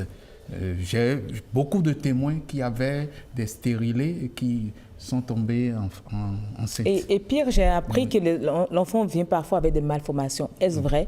Dites-nous. Bon, non, nous n'avons pas encore eu d'effets malformatifs décrits par rapport aux méthodes contraceptives. Par contre, il y a les cas d'échec. Donc, il faut savoir que, bon, il y a le taux de succès et le taux d'échec, mais c'est vraiment minime. Quand vous dites que c'est beaucoup de personnes, non, je pense qu'on peut les compter du doigt. Parce que le taux de succès, par exemple, du stérilet, c'est de 99%. Donc, il y a les 1% d'échecs qu'on peut avoir. Alors, est-ce qu'il y a des méthodes adaptées aux jeunes filles, à la femme allaitante et à une personne qui ne veut plus accoucher? Oui, comme je l'ai dit, il faut un examen pour orienter donc, chaque personne de quoi elle a vraiment besoin comme méthode contraceptive. Donc, pour la jeune fille, ce qu'on recommande, c'est les pilules ostroprogestatives ou les progestatifs purs en fonction des antécédents qu'elle aura. Pour la femme qui allaite, par exemple, on lui recommande, il y a une méthode naturelle qu'on appelle la méthode allaitement maternel aménorrhée. Les 6 premiers mois. La ME? Oui. Il n'y a pas de danger pour les pilules du lendemain dont on parle. Et il y avait aussi pour la femme qui est mariée, c'est en fonction de l'examen qu'on sait quelle méthode elle peut utiliser ou pas. Oui. Monsieur posait une question. Oui, il n'y a pas de danger pour les pilules du lendemain. Enfin, alors, la pilule du lendemain, c'est une méthode contraceptive orale. Donc, ça permet de retarder l'ovulation. C'est une méthode contraceptive. Donc, le but, c'est de prévenir la grossesse. Donc, le danger qu'il y a, c'est lié à leurs effets secondaires. Et c'est les migraines, comme je viens de dire. Ça peut être des spottings. Voilà. Docteur Aladjudjo. Aladjudjo. Finalement, je vous rebaptise. Ça, c'est pas permis. Dites-nous, est-ce que sur le long terme, une jeune fille prend des risques en consommant ou bien en utilisant les méthodes contraceptives hormonales? Bon, une jeune fille, vous avez dit. Oui. Une jeune fille, si elle va utiliser, disons qu'elle commence par utiliser ces méthodes contraceptives à l'âge de 18 ans, jusqu'à 28 ans, je pense qu'elle va se mettre dans un foyer. Donc, ça fait 10 ans d'usage. Donc, quand ça ne dépasse pas 10 années d'usage, ça va. Mais quand ça dépasse et ça va à 15, 20 ans, ça expose, effectivement, ça fait partie des effets secondaires au risque de maladies cancéreuses. Là, vous avez parlé de 18 ans. Et pour ces jeunes filles qui ont commencé très tôt, déjà à 16 ans. Voilà. Donc, il y a un bilan qu'on fait pour le suivi des femmes qui sont sous pilule progestative. Donc, en fonction du résultat de ce bilan, ça nous permet de dire, il faut arrêter, il ne faut pas arrêter. Justement, c'est là que vient la question, il faut se faire suivre par un spécialiste quand on est sous contraception. Et il faut toujours s'orienter vers le spécialiste pour avoir sa méthode. Justement, se faire suivre, mais beaucoup n'ont pas ce temps. Est-ce que c'est parce que l'information ne passe pas? Parce que la majorité des jeunes filles utilisent des méthodes qu'on le leur a recommandé entre amis. Je me rappelle, quand j'étais plus jeune, c'est ce que j'ai fait. C'est parce que quelqu'un l'a utilisé que je l'ai fait. Parce que parfois, on a la peur qu'en dira-t-on du médecin, parce que je suis moins âgée. Il n'y a pas de, qu'en dira-t-on de médecin? Le médecin a fait un serment, donc il est là pour prendre soin sans juger. Est-ce que vous comprenez? Donc, vous avez très mal fait d'avoir écouté votre ami pour avoir votre méthode contraceptive. Il faut se référer dans un centre de santé vers un spécialiste pour avoir sa méthode contraceptive. Et puis après, il faut c'est la méthode la plus sûre. Et puis après, il faut dire à nos jeunes, à nos jeunes sœurs et jeunes garçons que du moment où vous avez décidé d'être sexuellement actif ou active, vous n'avez pas à avoir honte d'aller voir le médecin. Ça, c'est clair. Il faut assumer. Allez, merci, docteur. On ne dira pas merci à docteur Aladjudjo parce que là, on est en octobre. Vous avez porté une cravate rose. L'octobre rose a démarré.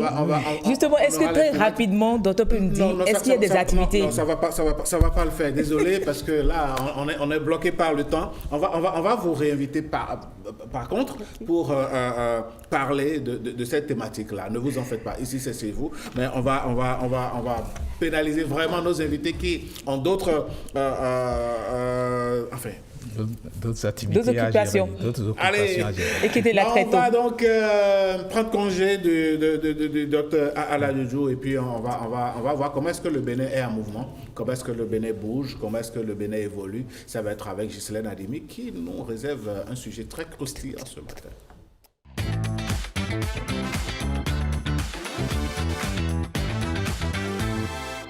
Allez, on va réorganiser tout ceci pour parler donc de la mode au Bénin. Oui, vous savez que depuis quelques années, disons que ça bouge. Voilà, ça bouge beaucoup en matière de mode au Bénin. Il y a des défilés de mode, il y a des créateurs de mode, il y a de plus en plus de personnes qui embrassent le métier. Et ce matin, Ghislaine Adimi, vous allez nous parler de cette révolution vestimentaire qui est en train de s'installer au Bénin. Bonjour. Bonjour Alain, le Bénin en mouvement, la mode est en mouvement au Bénin. Bonjour, chers amis téléspectateurs. Eh oui, Alain, vous l'avez dit, et comme vous le remarquez, nous sommes 5 sur ce plateau et nous sommes diversement habillés. Oui. Et parmi nous, le professionnel de la mode, M. Eric Ouanou, qu'on ne présente plus. Ah oui. C'est lui qui est avec nous ce matin. Le patron de Nokwe. Le patron de Nokwe. Moi, je l'appelle Eric Nokwe. Voilà. J'avoue que moi-même, je l'ai tout le temps appelé comme ça, jusqu'à commencer à lire son nom. Et bizarrement, j'ai failli dire encore Aounou, alors que c'est un autre qui est Eric Aounou, qui est aussi dans un autre secteur de la mode, qui travaille aussi dans la photographie, à qui on fait dire un coucou par ici.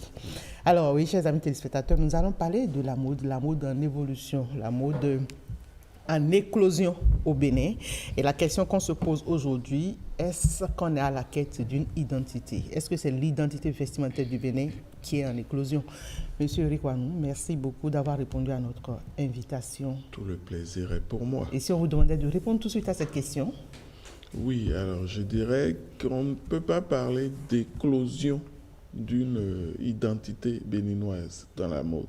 L'identité existe, a toujours existé. Nous n'étions pas nus avant. C'est clair.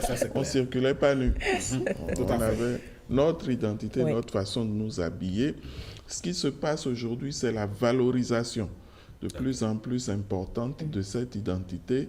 C'est sa vulgarisation, je dirais, sa vulgarisation, parce que ça a été longtemps des choses réservées à des niches, à des catégories particulières de personnes, que grâce au travail des stylistes, des créateurs de mode aujourd'hui, on met à la portée de plus en plus du plus grand nombre.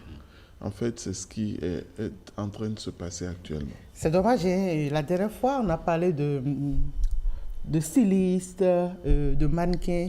J'ai bien voulu m'y essayer avant de venir ici avec M. Ouanou, mais malheureusement, ça n'a pas marché. Vous avez appris qu'il était passé à votre atelier la semaine dernière, à la boutique. Oui, c'était pour essayer des habits et puis me mettre en mode mannequin, histoire de montrer que j'ai encore ce talent-là. Une star est en train de venir. Ne soyez pas surpris de me voir m'investir dans le secteur de la mode. Tu as une bonne taille pour ça. Merci. Bon, je me porte manager. Manager, voilà. Mon agent, voilà. Conseiller. Tu as déjà un agent. Alors, non, mais là, je veux plutôt m'intéresser dans l'investissement, l'entrepreneuriat de la mode. Alors aujourd'hui, vous parlez tout à l'heure qu'on n'était pas nus. La mode existait, ce n'est pas la quête d'une identité. À quoi aujourd'hui comment est-ce qu'on peut aujourd'hui quand même identifier la mode béninoise? Est-ce qu'on peut parler d'une mode typiquement béninoise? Oui, il y a une mode typiquement béninoise, sauf qu'elle n'est pas unique, elle est plurielle. Parce que nous sommes quand même un pays qui est très diversifié. On dit qu'au Bénin, il y a 51 ou 52 différents patois. C'est-à-dire qu'il y a 52 communautés au Bénin qui parlent chacune des langues différentes. Sur 11 millions d'habitants, c'est énorme. Quand vous divisez, ça fait des petits groupes. Ça fait donc que la mode béninoise est très diverse, puisqu'elle est composée de l'apport de toutes ces différentes communautés. Et ça fait aussi que c'est une mode qui a des similitudes avec la mode des pays voisins, le Togo, le Nigeria, les pays du Sahel, parce que ces communautés qui sont au Bénin, tout le monde ici sait qu'on a tracé des frontières pour nous sans tenir compte de qui nous étions.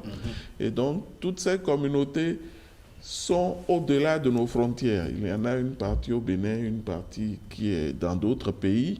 Et donc, la présence des mêmes communautés dans différents pays fait que l'identité vestimentaire de ces pays-là, qui prend sa source dans la culture communautaire, se ressemble. Il y a une imbrication, oui, en fait. C'est erroné alors de dire que nous copions un peu le style nigérian. Nous ne copions pas. Nous ne copions pas de style. Vous appelez Adimi, Gislaine. Je suis de l'air Yoruba. Bamidele. Voilà. Et peut-être qu'il y a un Alain Adimi chez vous. Oui, bien sûr. Il ne copie pas. Non. Il est héritier autant que vous de la culture Adimi. Voilà, donc nous ne copions pas. Nous sommes copropriétaires. Nous avons les mêmes ancêtres. Nous avons tous hérité de ça en même temps. Bon, les autres peut-être se sont produits avant nous. C'est-à-dire on les a vus faire avant de nous voir faire. Ce qui mène à penser que c'est en les regardant que nous avons fait, mais c'est faux.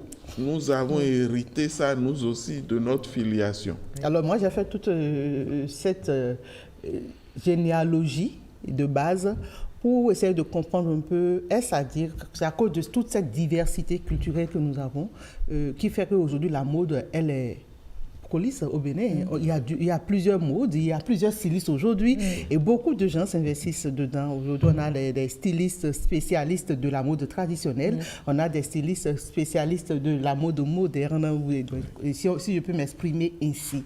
Est-ce à cause de la diversité culturelle, donc le Bénin, que nous avons autant de trucs de diversité de mode également? Oui, parce qu'il y a beaucoup de matières. C'est à foison. Je vous ai dit 52 communautés. Donc, partout où vous jetez un regard, il y a quelque chose qu'on peut prendre. Non, mais c'est clair, on en a tellement. Et aujourd'hui, la mode connaît un essor parce que c'est devenu une activité économique. Porteuse même, je dirais. C'est-à-dire qu'on a vu, à partir d'un moment, des personnes comme moi qui avaient fait des études, qui auraient pu faire des carrières dans d'autres domaines, s'investir dans la mode et réussir, je vais dire, leur vie. Pour dire comme ça. Ouais. C'est-à-dire que quand je me mettais, il y a 20-25 ans, à faire du vêtement, l'inquiétude de ceux qui m'aiment était, mais est-ce que tu pourras vivre de ça?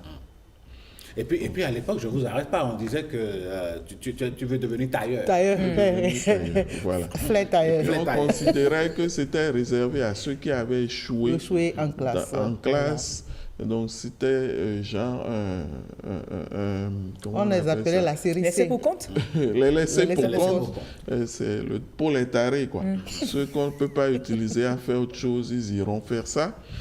Et puis, bon, avec les années, les gens ont vu que déjà on peut en vivre très bien. Oui. Et que ensuite, après on les entend parler, quoi. Donc, ils ont une cervelle. C'est des gens qui réfléchissent, qui sont dedans. Et donc, le fait de pouvoir en parler, de pouvoir en vivre bien, ça rend le truc joli. Alors, ça, il n'y a pas mieux pour provoquer un appel de compétence. Oui. C'est-à-dire qu'à partir de ce moment, beaucoup de gens qui avaient un peu de penchant pour ça, mais qui n'auraient pas osé en faire un métier parce que jusque-là, c'était mal vu, viennent maintenant, apportent ce qu'ils savent faire, font des projets. Moi, j'ai une question, si vous le permettez, Gislaine. Vous avez au début commencé par parler, M. Eric Ouanou, de cet héritage que nous avons en commun, mais que les autres ont, disons, valorisé avant. Prenons par exemple l'habit, le modèle qu'on appelle Goodluck. On sait que le président Jonathan Goodluck, le président nigérien, durant toute sa magistère, a porté cette tenue-là. Oui. Comment on explique que dans notre pays, par exemple, on n'a pas vu des leaders porter un style vestimentaire qui pourrait faire l'identité béninoise? Alors, il y a deux problèmes qui expliquent ça. Il y a un problème, j'allais dire, politique ou géopolitique, qui est que nous sommes 52 communautés. Que lorsqu'un chef d'État Dès qu'il va choisir un style, ça devient le style d'une communauté. Oui. Ça pose des problèmes pour les acteurs politiques et puis leur clientèle. Non, on a la vice-présidente qui est tout le temps dans les tissus elle court tous les modèles possibles. On a tellement envie de s'identifier à elle. En fait, elle, sa position aujourd'hui, telle que c'est défini, lui permet de faire ça. Elle n'est pas au tout premier plan. Elle est dans un deuxième plan qui lui permet cette aisance-là. Est-ce qu'on peut dire la même chose du président de l'Assemblée nationale, puisque lui aussi, il a adopté un style vestimentaire? Oui, en fait, pour le président de l'Assemblée nationale, parce qu'il y a deux facteurs. J'en avais cité un et puis je n'avais pas cité le deuxième. Le deuxième facteur est que les mentalités commencent à évoluer. D'accord. Et que c'est de plus en plus, comment je vais dire, tendance, mais mieux que tendance. On commence à comprendre que, effectivement, si nous voulions être sérieux, logiques, raisonnables, notre habillement devrait plus ressembler à nos origines qu'aux origines des prédateurs qui nous ont, qui ont fondé notre administration et consorts. Et donc, c'est de mieux en mieux vu. D'accord. Voilà. Donc, je vais dire les mots clairs. Les mots justes. Donc, la tolérance à ça augmente. En fait, c'est-à-dire qu'à une certaine époque, Madame Talata ou le président de l'Assemblée nationale se seraient fait jeter de leur propre administration s'ils arrivaient habillés comme ça. C'est-à-dire qu'il va sortir, son chauffeur seulement va lui dire, président, moi je ne peux pas vous conduire là-bas comme ça, hein. Voilà. Et donc ça change. Zogang, Gaston Zossou, m'a raconté qu'un jour, il est venu, quand il était ministre, il vient à son bureau en ne portant pas le costume cravate, mais qu'il portait un polo. Un polo très bien qu'il avait acheté cher, qu'il aimait beaucoup. Il l'a porté, il vient à son bureau, il descend et il entre. Et donc, pendant qu'il va là, ça bruisse quoi. Il entend, ça murmure. Et les murmures arrivent à ses oreilles. Il dit, aussitôt qu'il est assis dans son bureau, il a son directeur de cabinet qui se présente en sueur, tremblant. Monsieur le ministre, qu'est-ce qui s'est passé? Est-ce que quelqu'un est décédé? Qu'est-ce qui est arrivé? Mais vous n'avez pas dormi à la maison? Il considère qu'il est venu au boulot débraillé. Oui, qu'il est hors cadre. Donc ça s'efface de plus en plus. Et on commence à comprendre, à intégrer que le président de l'Assemblée nationale, dans son agbada là, est aussi bien habillé, voire mieux habillé que l'autre qui porte les costumes de Smalto. Alors, monsieur Eric Nkoué, pardon, parce que le Nkoué est toujours resté. Eric Nkoué et Eric Ouanou, c'est la même personne. C'est la même personne. En clair, par quoi on peut identifier? C'est vrai qu'on a 52, mais par quoi le Béninois peut s'identifier? Parce que moi, aujourd'hui, je me dis, on porte un peu de tout. Mais par quoi on peut nous identifier? Je peux vous donner 2-3 lignes. Oui. Les matières, le tissé. Nous avons des tissés qui sont typiques au Bénin. D'accord. Nous tous faisons du tissé, mais certains tissés n'apparaissent qu'au Bénin. Donc, il y a les matières tissées. Nous avons un rapport particulier avec les tissus imprimés, le wax et tout ça. C'est vrai que c'est fabriqué ailleurs, mais c'est fait pour nous. Il n'y a que nous qui portons ça. Et nous même sommes le fabricant champions. n'emporte pas. Le fabricant, il ne porte jamais. Il emporte maintenant. Vous allez en Hollande, les Hollandais personne ne porte ça là-bas. On porte ça pour les vacances, pour faire un peu le clown, si on veut.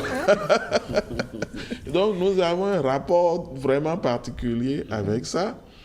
Et troisièmement, il y a des coupes qui sont typiques, dont le bomba et tout ce qui est danchiki, petit boubou carré là. Voilà, c'est quand même typique. Au Béninois. Oui. Au Béninois. Mais l'autre chose, M. Ouanou, c'est que le Bénin a mis un point d'honneur à transformer son coton. Est-ce qu'on peut dire que ce que vous avez porté, ce joli modèle, c'est du coton béninois par exemple? Oui, du coton béninois 100%.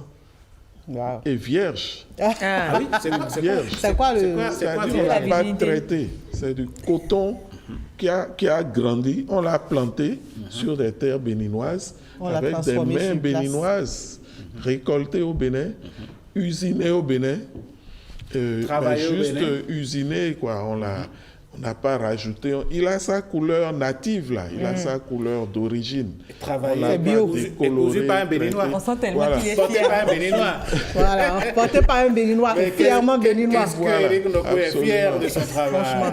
Ah ouais. Monsieur Wanou, c'est vrai qu'on n'a pas épuisé vraiment le sujet. Vous avez vu combien moi je suis très passionné parce que je veux franchement investir dans la bourse. J'aime comment vos yeux brillent quand j'en Non, parle. j'avoue que j'aime quand on est bien habillé. Moi, personnellement, c'est... Tout à l'heure, notre aîné, Joseph Gouji disait qu'on parlait des vieux, il dit qu'il faut vieillir dignement. Je ne dis pas qu'ils sont encore en train de vieillir. Rassurez-vous, je n'ai que 17 ans. Je n'ai que 17 ans, mais moi, je veux rester, jeune et je vais vieillir jeune et toujours bien habillé. Donc voilà pourquoi quand on parle de la mode, j'ai mes yeux qui brillent. Et on avait la journée des médias, justement. Vous avez organisé. Voilà, où j'organise souvent des défilés de mode avec les acteurs des médias. Donc, monsieur Wanou, ne soyez pas surpris qu'on vous dérange parce que vous allez revenir sur ce plateau. Ce qui est sûr, avec plaisir. Monsieur Wanou, merci d'être passé. On est en octobre. Octobre, c'est le mois de plein de choses. C'est surtout le mois du consommant local. Oui. Peut-être que prochainement, on va délaisser nos costumes et cravates, 3 pièces et tout le reste Je pour vous mettre. promets que moi, c'est mon vœu, c'est mon projet. Je travaille à ça. Mais vous faites déjà des tissus, des costumes dans des matières coton, comme la matière de chez nous. Oui, mais on n'a pas besoin d'aller faire des costumes, pour être que chez ça nous. se substitue. Allez, merci beaucoup. On va donc remercier Eric Wanou. Remercier Ghislaine aussi. Merci de rester avec nous. Monsieur Wanou, on va peut-être délocaliser un de ces 4 l'émission au prêt-à-porter le Nokwe. Avec plaisir. Je vous reçois.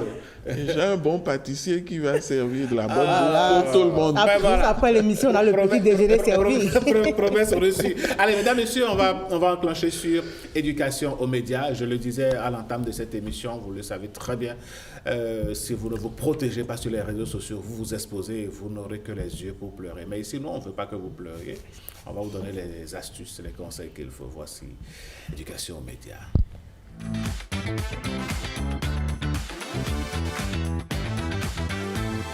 Vous avez plusieurs comptes, vous avez des comptes sur des réseaux sociaux. Comment est-ce que vous arrivez à mettre des mots de passe? Comment est-ce que vous sécurisez tout ceci?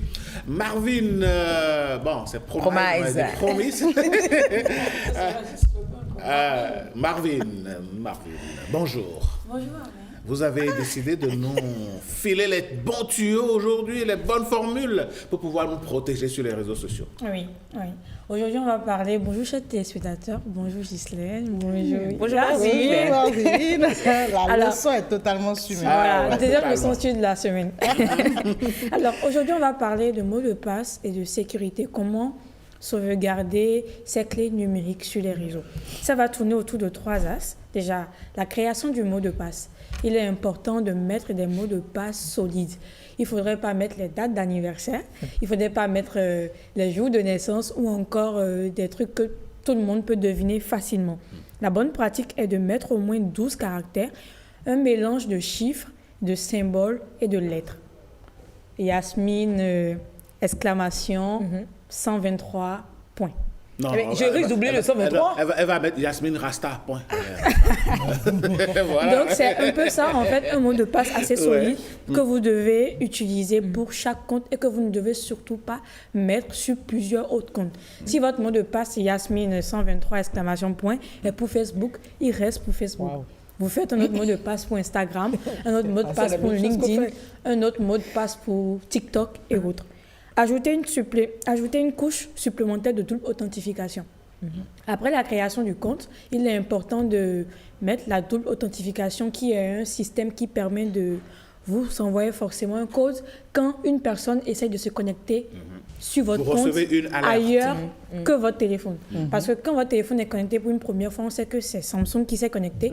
Qu'une autre personne veut se connecter sur peut-être un iPhone, ça doit vous renvoyer un code pour vous dire est-ce que c'est Yasmine qui se connecte effectivement avec un iPhone. Et là, ça vous permet de confirmer avec le code et pouvoir avoir accès à votre compte. Mais Marvin, le public est souvent, les gens sont souvent confrontés à un problème majeur. Comment est-ce qu'en voulant suivre les conseils que vous donnez ce matin, ils vont pouvoir se remémorer tous ces mots de passe. Merci. Justement, on vient.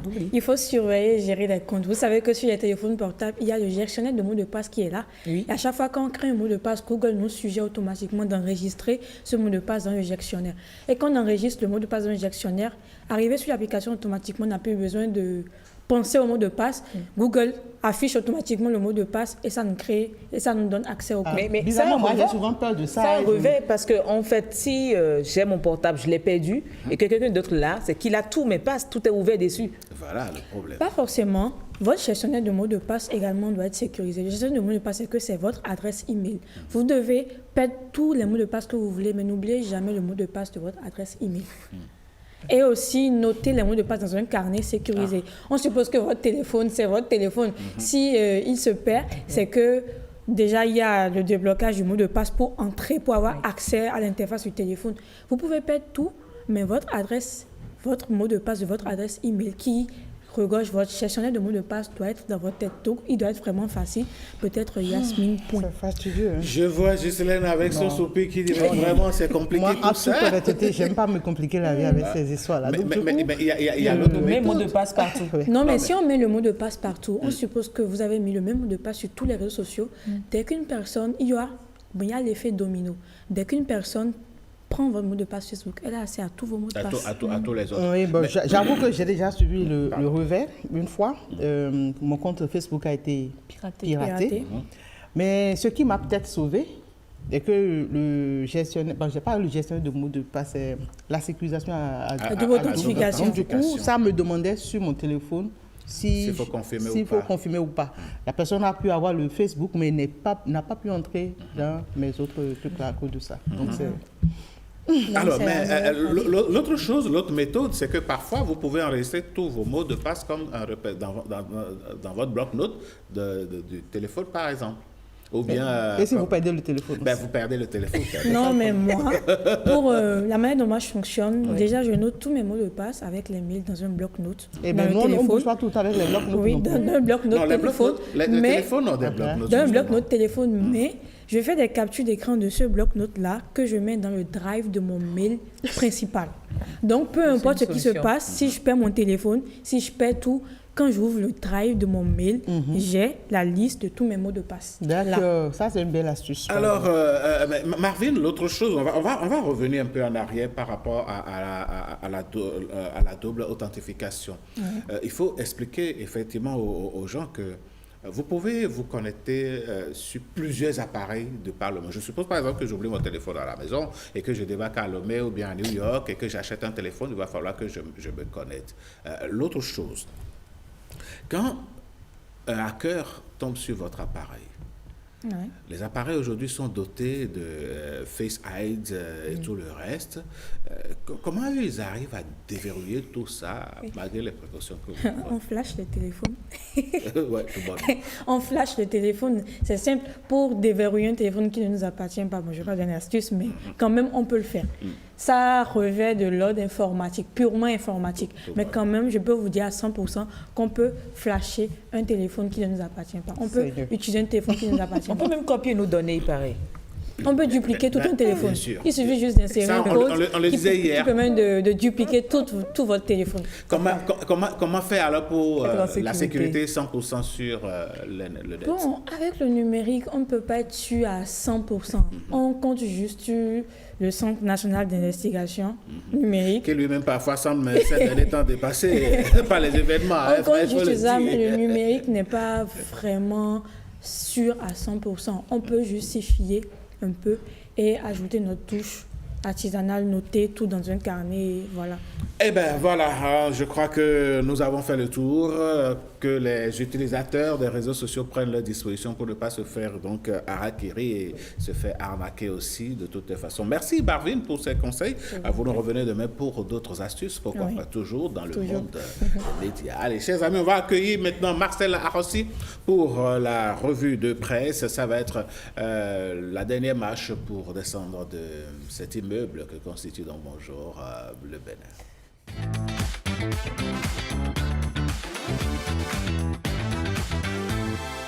Marcel Arrossi, fidèle au poste.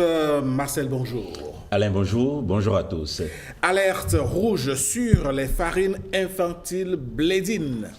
Alerte rouge, vous le dites bien, le matinal sonne aujourd'hui l'alerte et l'alerte est bien grave.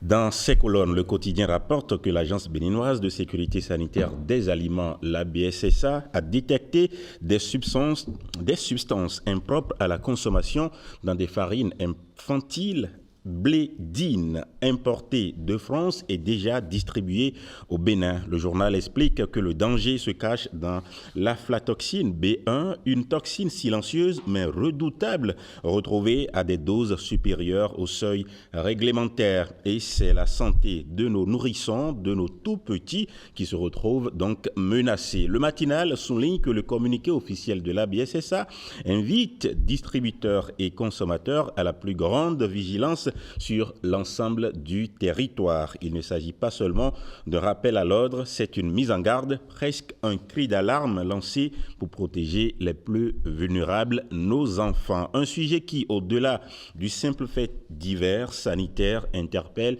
et réveille nos consciences collectives. Que mettons-nous dans l'assiette de nos enfants?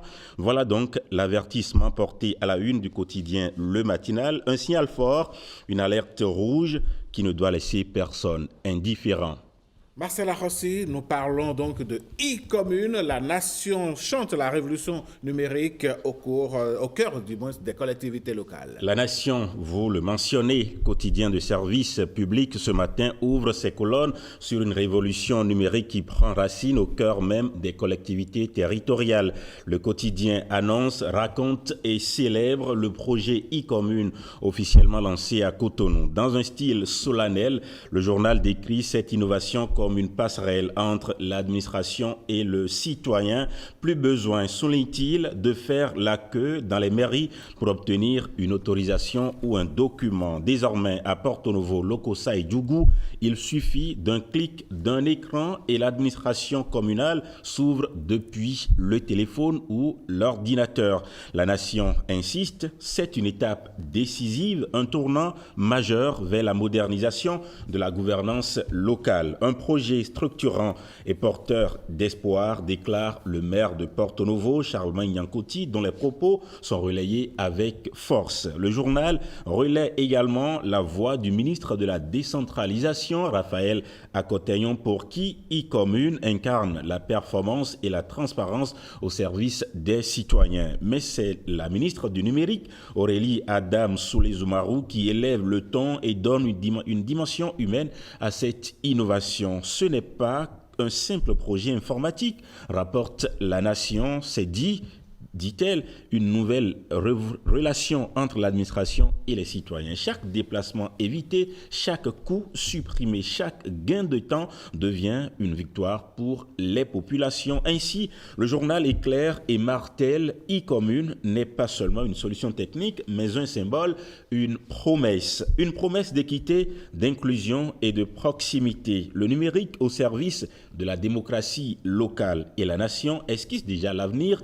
Les 74 autres communes du Bénin sont appelées à entrer elles aussi dans cette ère de gouvernance connectée. Un horizon où chaque citoyen, qu'il soit de la capitale ou du plus petit village, pourra accéder à ses droits d'un simple clic. Et oui, et nous allons donc cliquer sur le bouton de fin pour vous signifier, mesdames, messieurs, que nous descendons de ce plateau. Merci de nous avoir accordé votre attention. À demain.